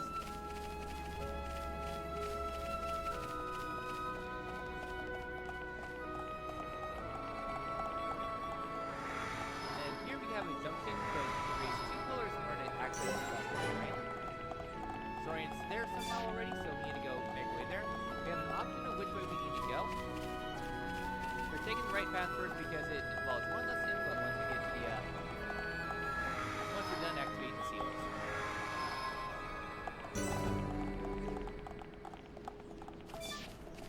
Yeah, Airsea is a nice location. There's not a lot of stuff to do. It's a massive map that's bloated up in size just to say, hey, yeah, we have a gigantic map that you can explore. When 98% of this map is pointless. Yeah, I'm not a fan of Airsea.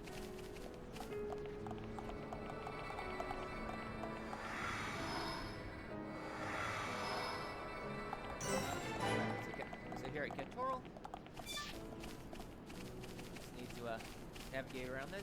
Yeah, there's a unique monster that will see you here. Yeah, since you have Earthbolt, it only affects Earth-type enemies. Since the unique monster up here is a flying-type enemy, it will see us because, well, it's flying. But it'll just take some fun. There's also aquatic folk. My brain just cannot think today. Aquatic cloak, which is basically useless, because it only affects water enemies, when there's only a handful of water enemies in the entire game.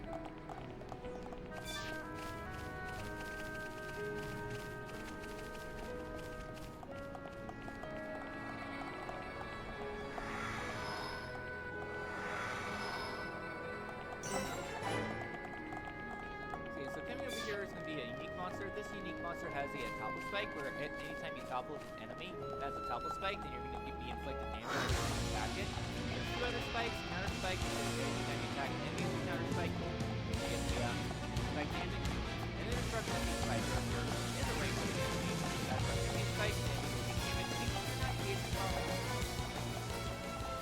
And some of these spike damages hurt. Another time they can inflict debuffs, like one of the like Stormy Belagos, it has a counter spike where if you hit it, you will be slapped. It's annoying, but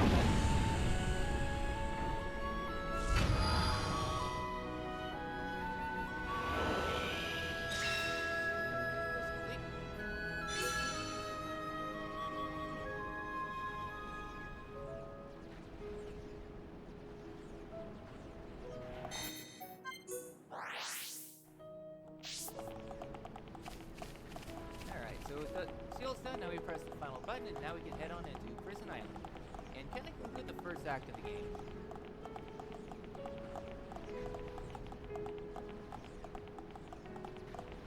Oh yeah, after this run, you need to also get the stuff that's ready to do.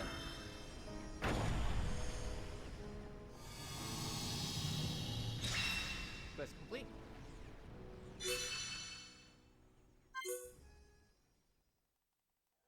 Let's focus our efforts. No problem. Understood. Yeah, using Fun Inspector Sword Drive to ensure the one-shot. Well, at this point, we're not getting one-shots anymore. But Ryan's more than enough to carry.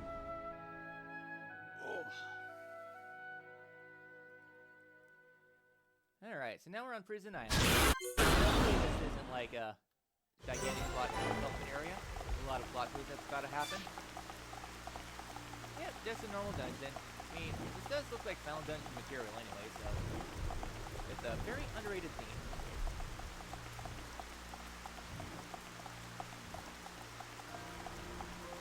Next, I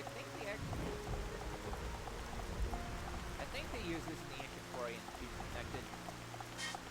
I don't remember, it's been a while, and plus I have my audio set to very low anyway, so.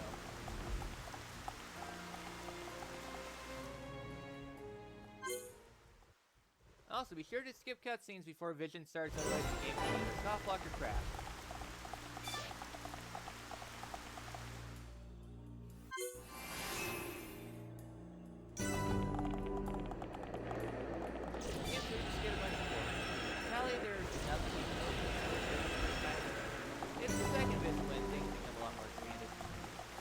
That won't be for like another hour and a half anyway, so.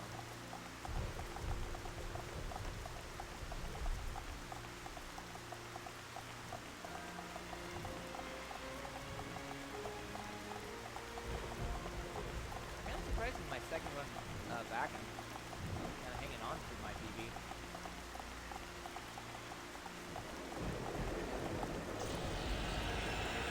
I mean, I know my PB wasn't set up that great.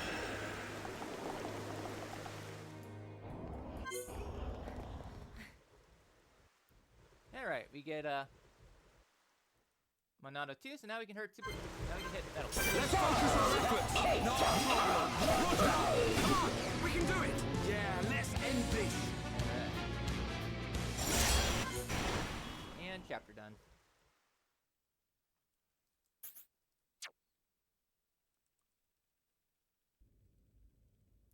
Yeah, expected to lose time.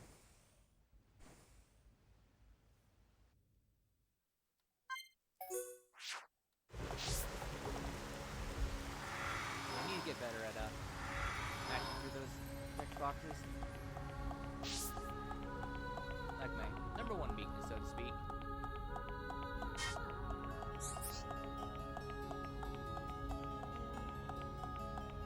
Yeah, because your party composition changes a lot in plus 8. Want you to be sure that you're ready for boss fights.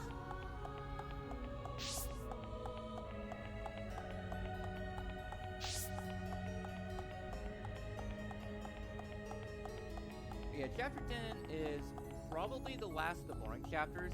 Chapter 12 is when things get a lot more interesting.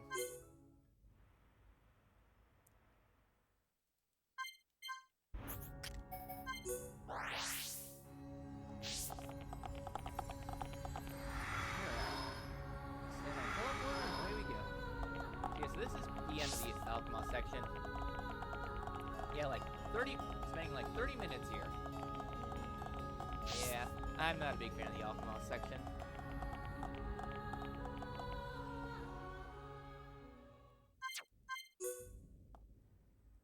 Alright, so this is the last of the, Yep, now we're heading on the city, and we can't skip travel here because there's a cutscene titled Leaving the City, so... Also, every side quest here in Alchemist is missable. Yeah, probably no real reason.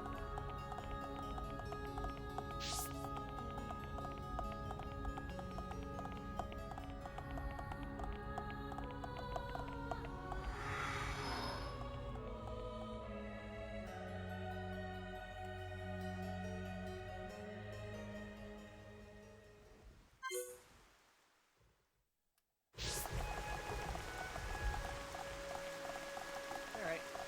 Country Road 6. Yes?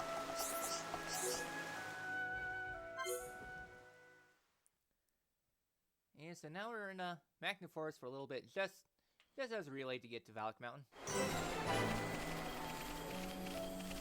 Yeah, there is a little bit of RNG because there is an Olugi here that loves to block the way. Okay.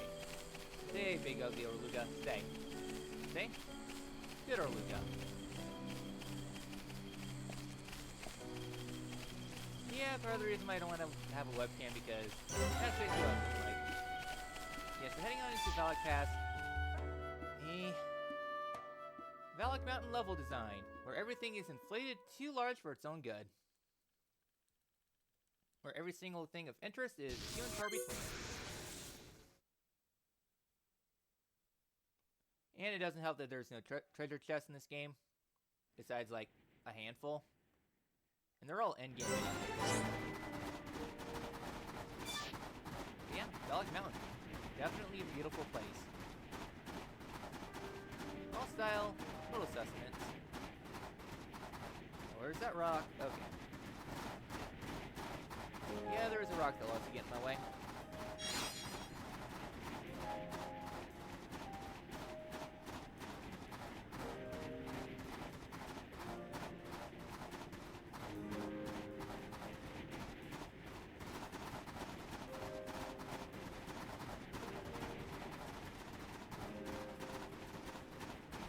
So coming up is notice what I like to use to see how good my run is. Oh yeah, Hollow Bone Skip. Hollow Bone Skip is a really big skip that's done in river runs.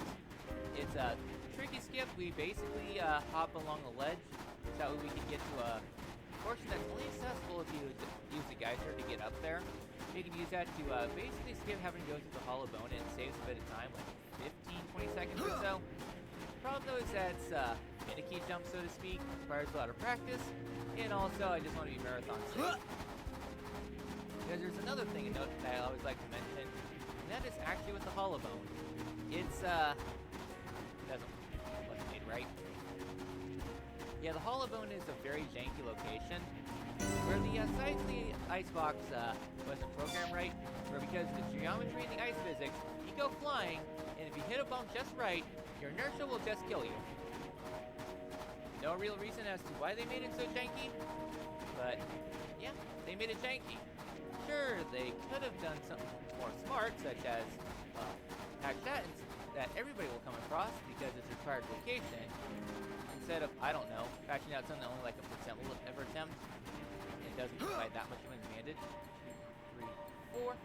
This isn't going well. Don't give up. I'm Yep, right next to you. There at the very end, so you avoid having to do the landing animation. Ha! Yay! Avoid fall damage there. So yeah, so you want to do this pretty tight, and we really want to avoid this outside perimeter, otherwise we'll fall. You just jump right here. Perfect! That was actually perfect. Yeah, because if you fall just right, you're able to land just on the outskirts of the Nopon camp, and you can just get trouble right there. That's kind of keep in mind, hopefully nail that. Sometimes you can get it, sometimes not. But yeah, it's always nice to be able to get that.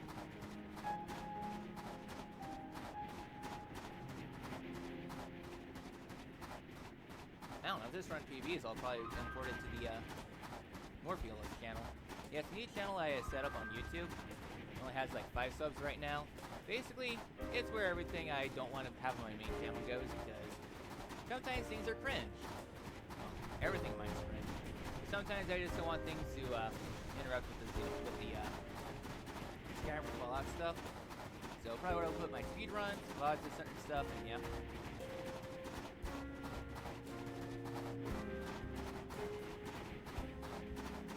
Alright, so heading on into Lava Tube. We're just getting it now because it's so far out of the way, so once you get to the second thing, turn around. Yep.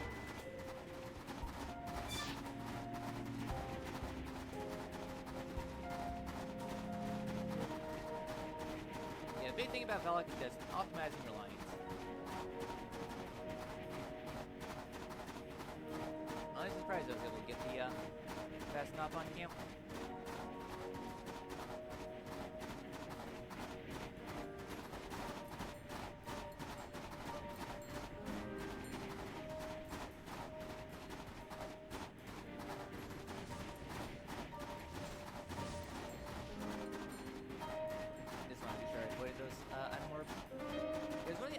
Here on Valak Mountain, I think the one that can give you a vision is ice cabbages. Those are incredibly rare.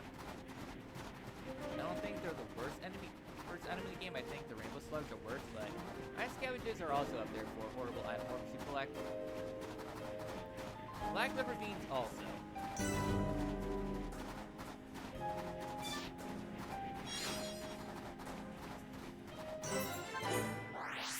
Alright, grab this landmark. It's down one. I'm so used to having to go up instead of down. And after this, it's down two.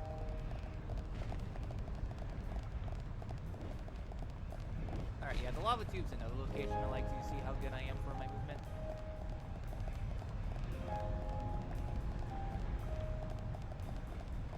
Yeah, I think this lava tube just, well, wasn't too bad. Ideally, I like to be around this corner, but... Okay, Roxy.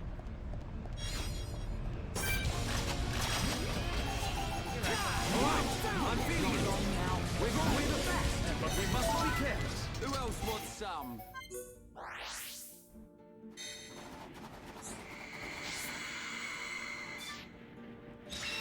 Alright, fight done.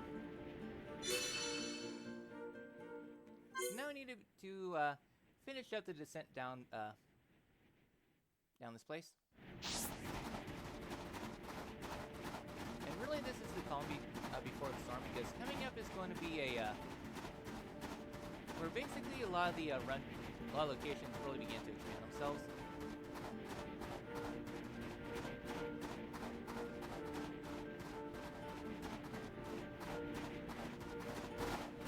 Yeah, can't just turn it off right now because I'm thirsty and this house is too hot.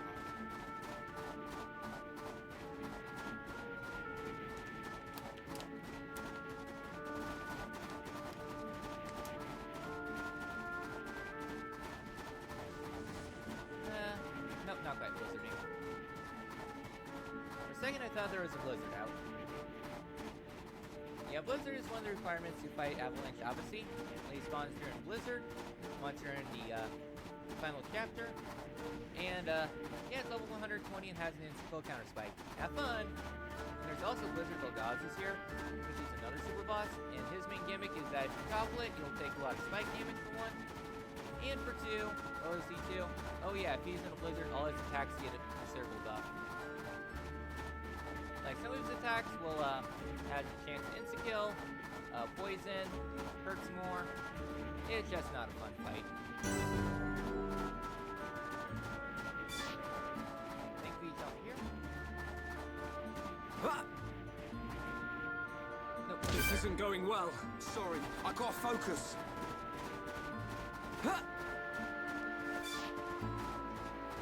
Yeah, I can never remember where to fall on that.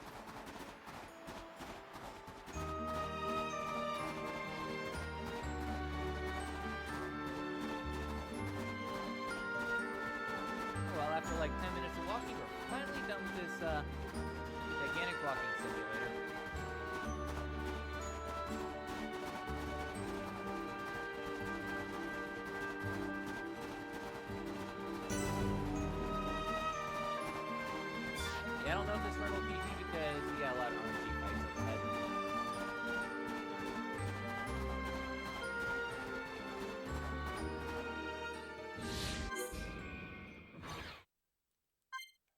Let's focus our efforts. Not a problem. Understood.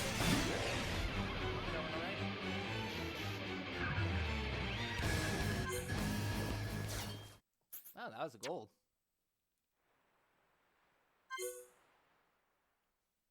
Well, at the very least, we're now done with Valley Mountain finally. Now we can head on into the first of the Mechonis areas.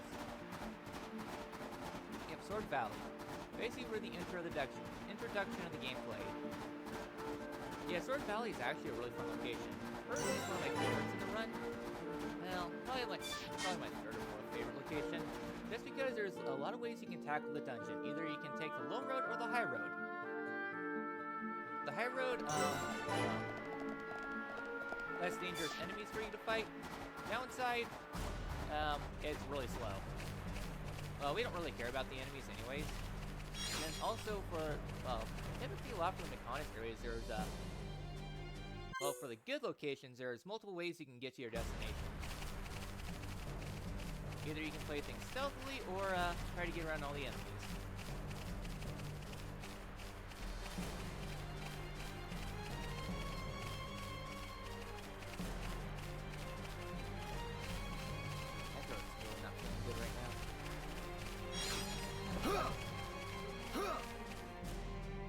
Probably not going to talk too much more because my throat's kind of hurting right now.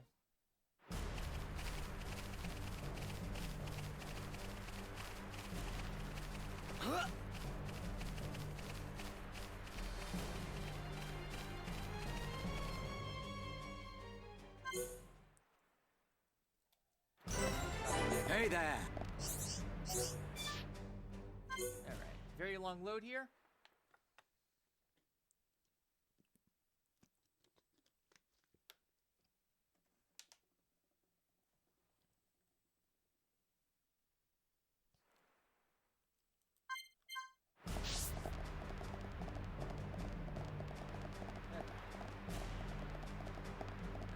So for navigating throughout Sword Valley, we'll be taking the low road, and there's going to be a few landmarks we'll be skipping to.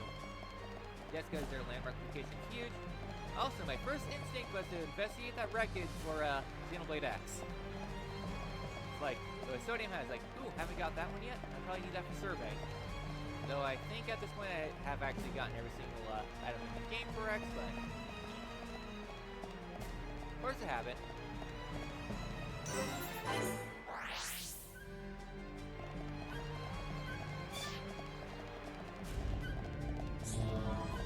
First the buttons. Yeah, we're gonna press a lot of buttons on this run.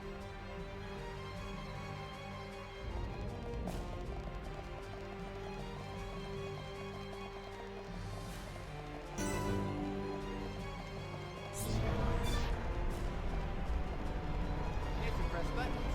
Lower gates. And thankfully there's ground there.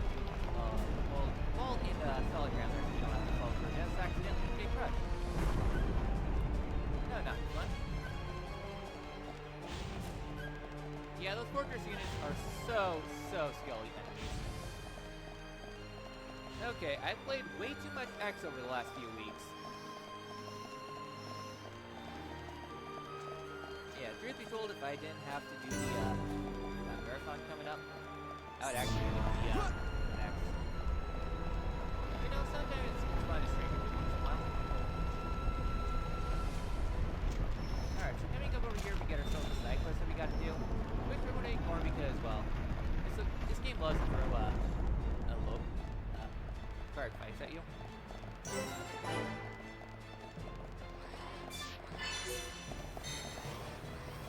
It's like, hey, yeah, here's a side quest. Go ahead and do that. No, I don't think I will.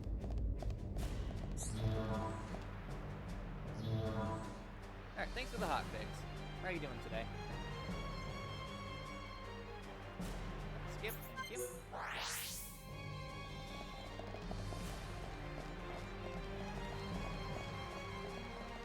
You actually should go post that in the server sometime today or tomorrow.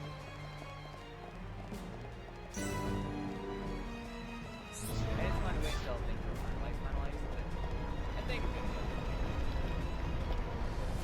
So did you watch the direct at all today?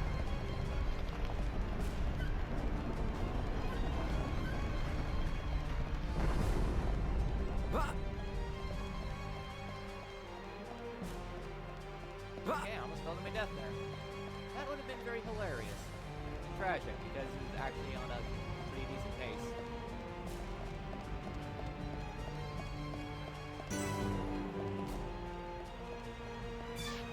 This isn't going well. Sorry, I can't Question of the focus. day. Did we get an after that?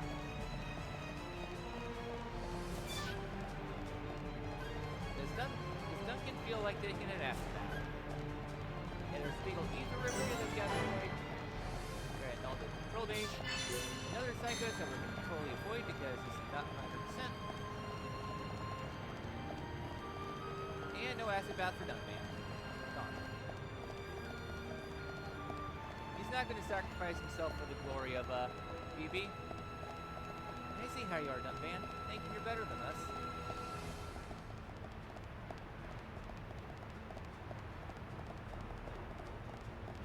Yeah, there's construction going on right now.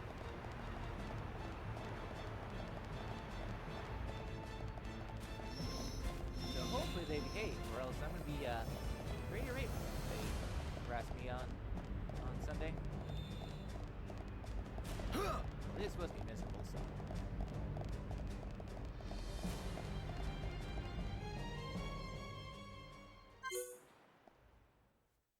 Alright, now for the final bump car fight. And it's kind of going through this, it's like, I'm rusty and yet I'm still keeping up with my PB. Am I really that bad at this game? Don't answer that. Let's focus our efforts. Roger. What is down? Not like Superb.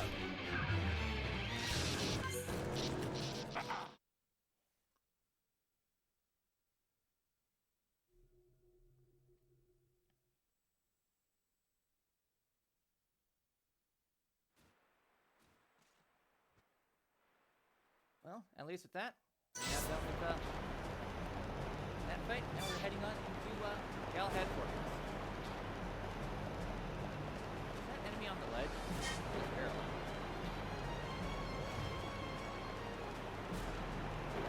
Okay. Here we just go past the ledge, come down. Okay, people landed a little bit earlier, but safe and sorry.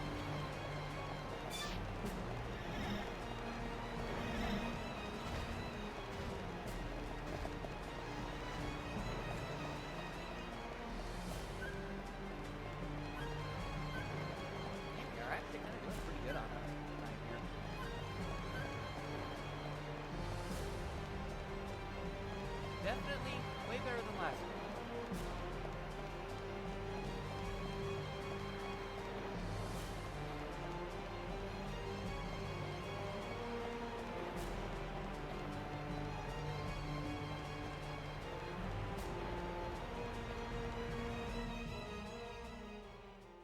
Alright. Now we head on into Galahad Fortress, which is also a really good location. Thankfully, it's a pretty straightforward area, so.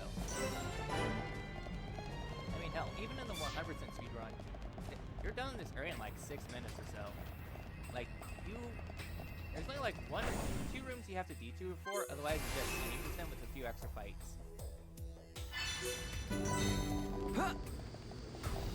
Yeah, it's a really straightforward area. Kind of the last major battle for Build Cup here. And it's a sad fight. Let's go for this guy. Good job, everyone. Let's All press these on. guys, Good thing like, I'm here. we did not No? see anything. Anyone? Please don't slash us in half. Please don't slash us in half. We did not see anything. We'll comply with your crimes.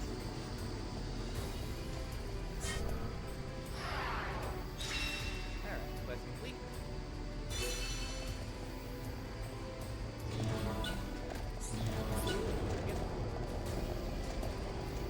That's more or less it for Schultz. Now Schultz can be used for unique monster skips. Oh no, there's actually one to fight for Schultz. Alright, so unique monster skips. Basically, there's two things on the side. They just move in a specific manner. We have Earth Cloaks on, so that way these unique monsters won't see us. We want to spare these unique monsters, not destroy them.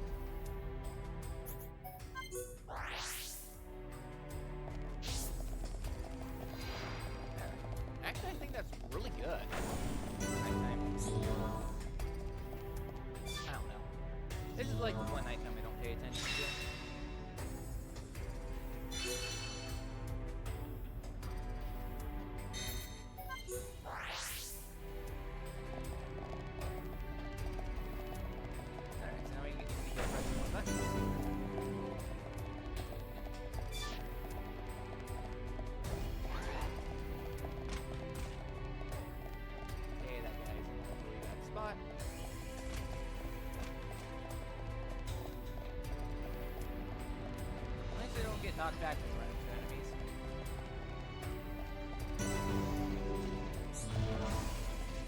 Alright, easy mission, easy mission.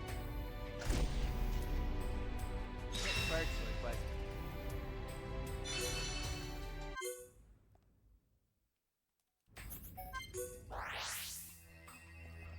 And after completing that side quest, the unique monster will move on into the main room, because the side room can be blown up optionally. Not required, but just an option.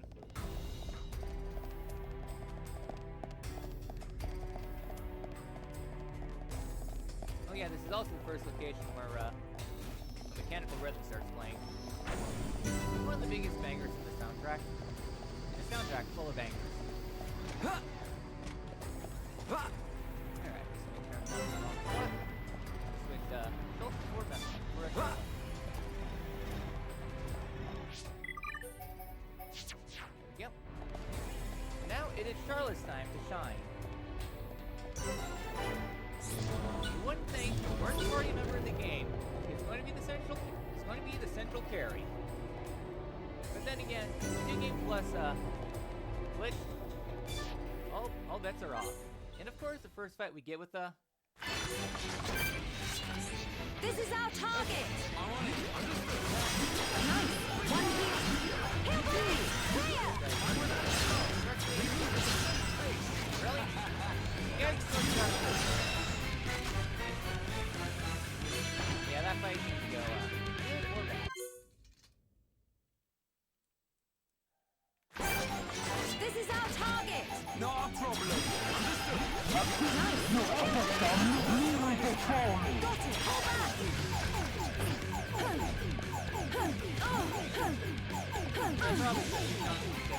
Die!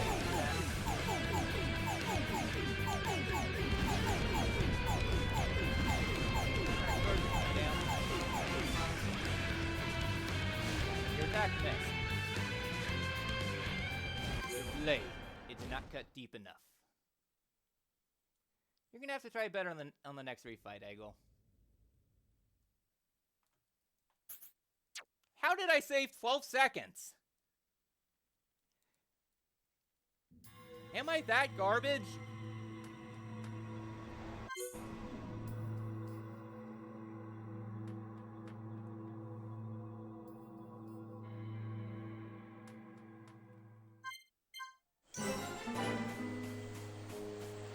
Well, at least I'm feeling pretty confident for the run coming up. But of course, we got RNG fights up ahead. Oh no, I've always had a horrible PR fight.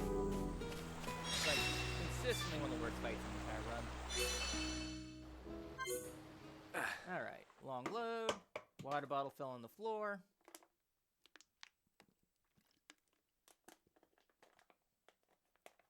Well, one of them anyways. And I'm almost out of water.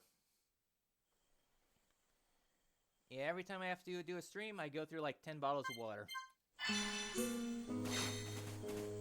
Alright, so this is now the calm between the storms because, well, a lot of stuff happened. Basically, Fiora is still alive, turned into a Mechon. And after falling off the fortress, everyone is scattered, so now we need to reunite everyone. And then pretty soon, we're gonna have the complete full party, ready to tackle Mechonis.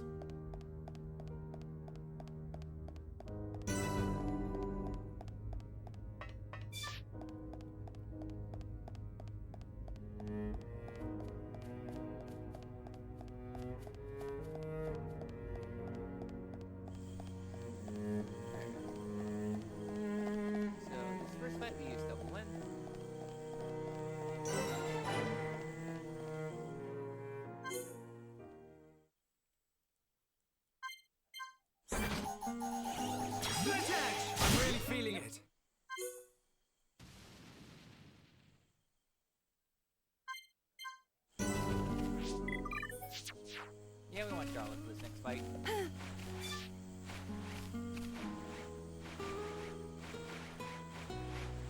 Just because Charlotte being a player character is better than right on main character. Actually, I don't think it matters for this fight.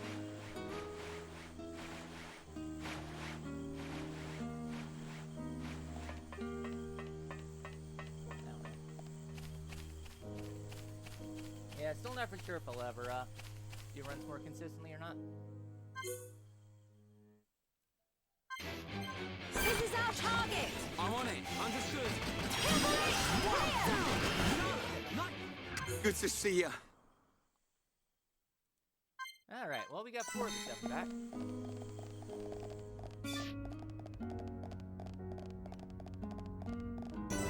And that's really the only other fight in this chapter. Yeah, chapter 12 is, like, really quick. There's only, like, 2 fights total. 2 fights, otherwise it's just a lot of cutscenes and character moments. Which is really good, because coming up is, like, one of the best cutscenes for Ricky. Yeah, he might be a goofball, but he's a sweetheart, actually. Ricky Goodfather. And very prevalent in Future Connected and, I guess Future Redeemed, I guess.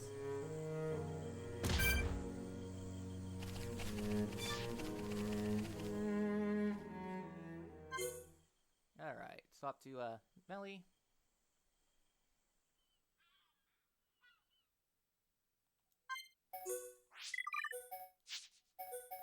Mess up that menu a little bit. A lot of it, actually, because I don't want Dunban on too, but we'll manage. Yeah, we want Melly on this party because we want to move fast. Because we're going to be using Melly throughout basically all of chapter, for the remainder of this chapter, which is only like 2 more cutscenes, and then all of chapter 13. Okay, most half of chapter 13. Avoid the tree.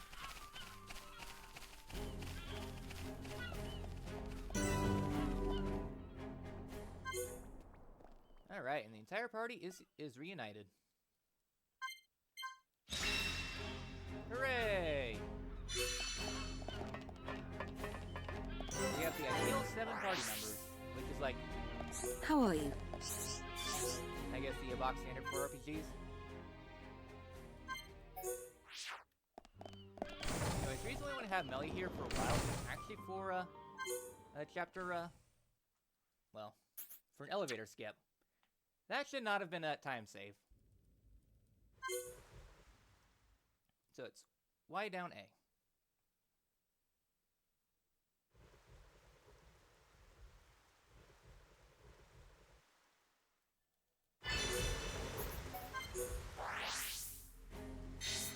Alright, nice little down 4. Yep, so now, Fiora, she's kind of, having a glitch in her, machine, so we need to get a piezoelectric unit. Sounds very sci-fi-y.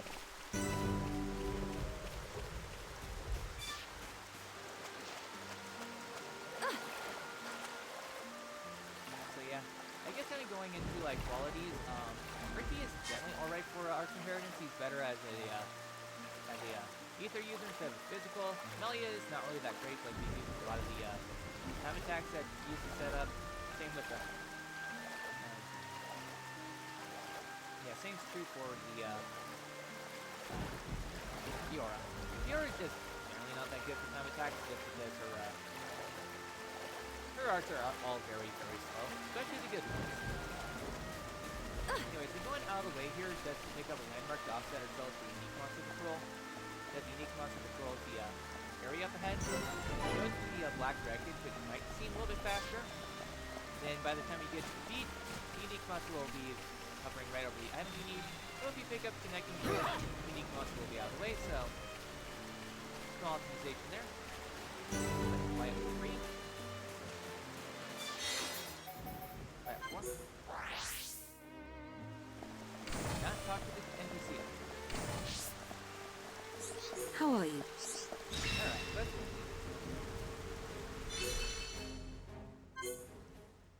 there we go. That's all done. Now we go to sleep. Welcome. Alright, so that ends that.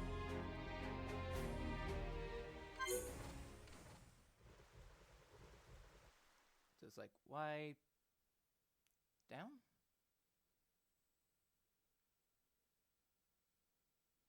Yeah, we don't want to do a menu here because we're doing our menu in a Mechonis.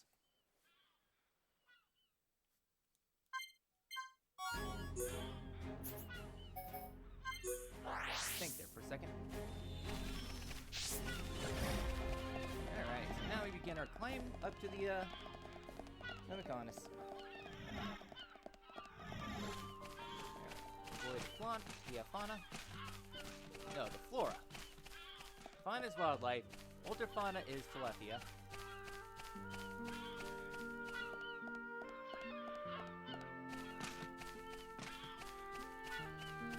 Yeah, haven't been really talking too much because I'm kind of thirsty.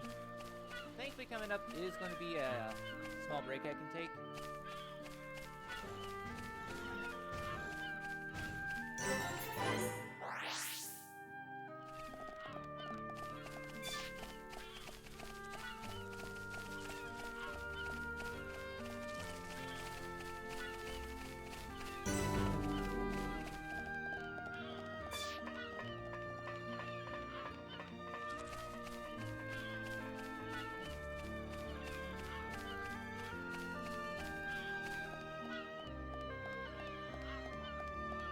Yeah, and the train here is kind of a little weird because it looks like Melia is kind of limping right now. Cat definitely has the sneezes.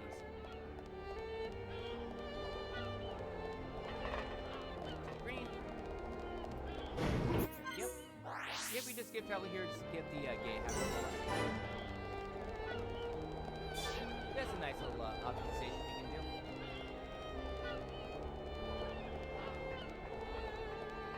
Alright, so that ends this section.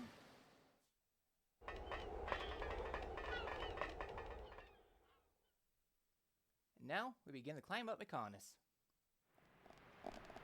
Get back to the field.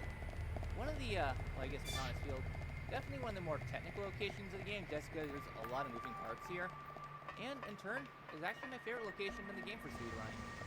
Sure, it has a few very sketchy parts, but overall, the sum of its parts is just chef's kiss.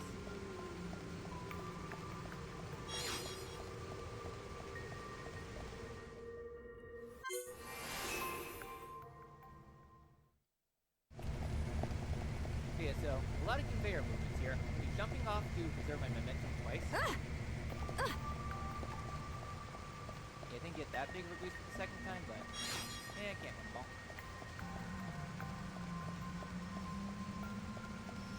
Okay, this is a lot. I'm signing myself up because I don't trust myself enough. Alright, first flip, girlfriend. Yeah, so the central theme about Mechonis is using pressing buttons in order to power up the elevators. Not gonna spots.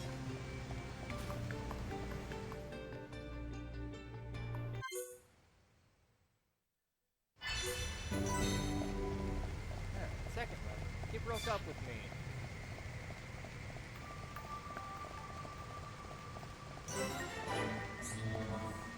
Alright, activate that, and easiest quest in the game done.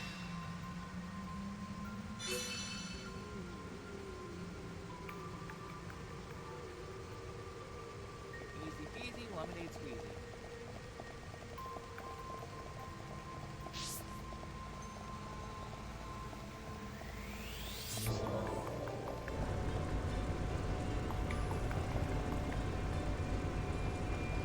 Get this level.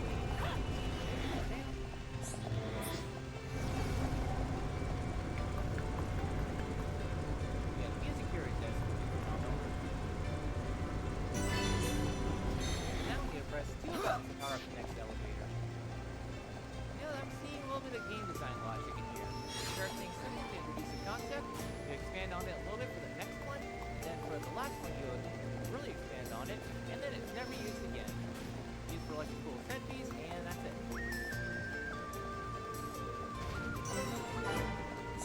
Yeah, I will be doing a safety save here, because coming up is going to be a tricky skip. Well, tricky, but I'd rather be safe than sorry, because if you mess up just the right way, you will lose a lot of time. Like, I think it's faster to go through the menu than it is.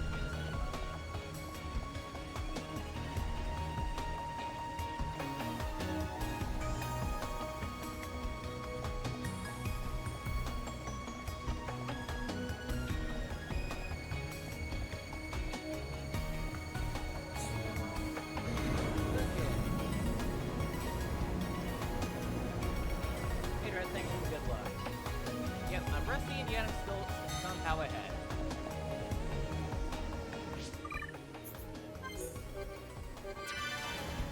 Alright, safe to say for the skip up here because this is a practice run.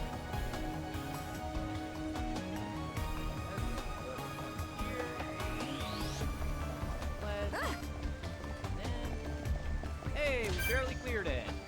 I'm not going to be manuing here like I typically do because I'm going to be manuing here in a second in order to set up elevators. That way I can get rid of elevators, Dave Melia.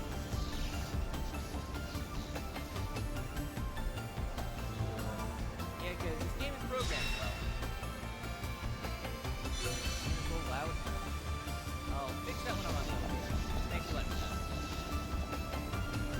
I kind of like having the game up loud, but... Okay, hopefully that's good. I don't know why, this mic just always quiet, even though it always picks up my mouth movements. Makes me very irritated, but... Is that a little bit better? Alright, third one.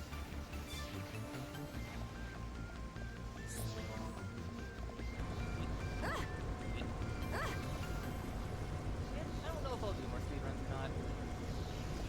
Truth be told, I have not practiced any of the new stuff that was incorporated in the last 3 years.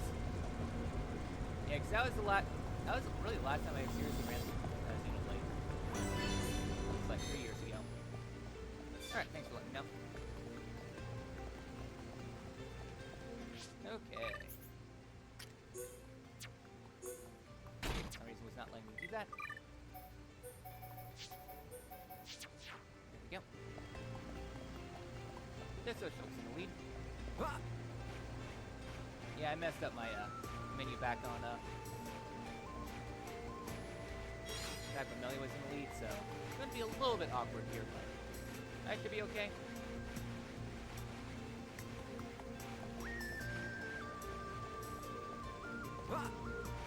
Basically, last time I ran was when Hollow Bone Skip was first being implemented. As for this route, this is the very first Charlotte route. That's how fossilized this one is.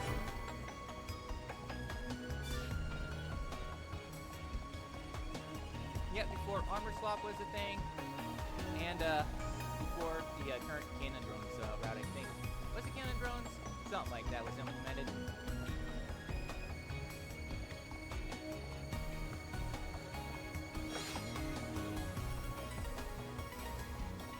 Yeah, late 2021. That was the last time I ran. I was more focused on the better casualties, like a glitchless casual. Okay, not the better one.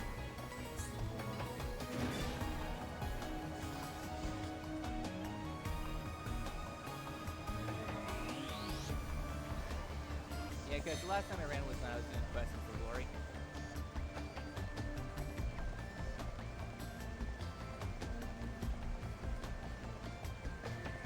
Yeah, glitchless casual is such a casual speedrun.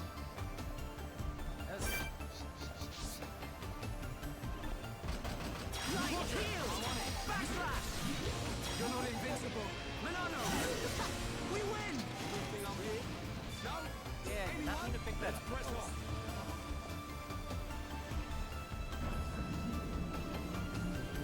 Okay, left hit. Yeah, this Mechonis Field is kind of sloppy. Getting drained because it's like 2 hours in the run.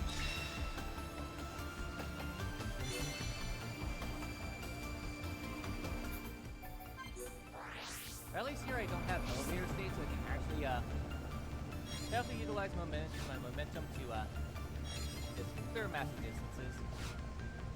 Like so.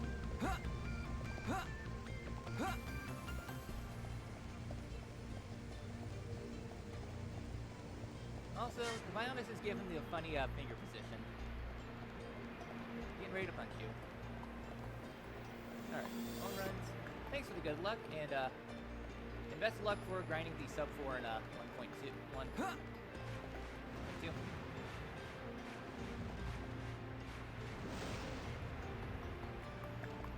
Yeah, I missed that cycle. And sadly, save loading really isn't the fastest one here. Whee!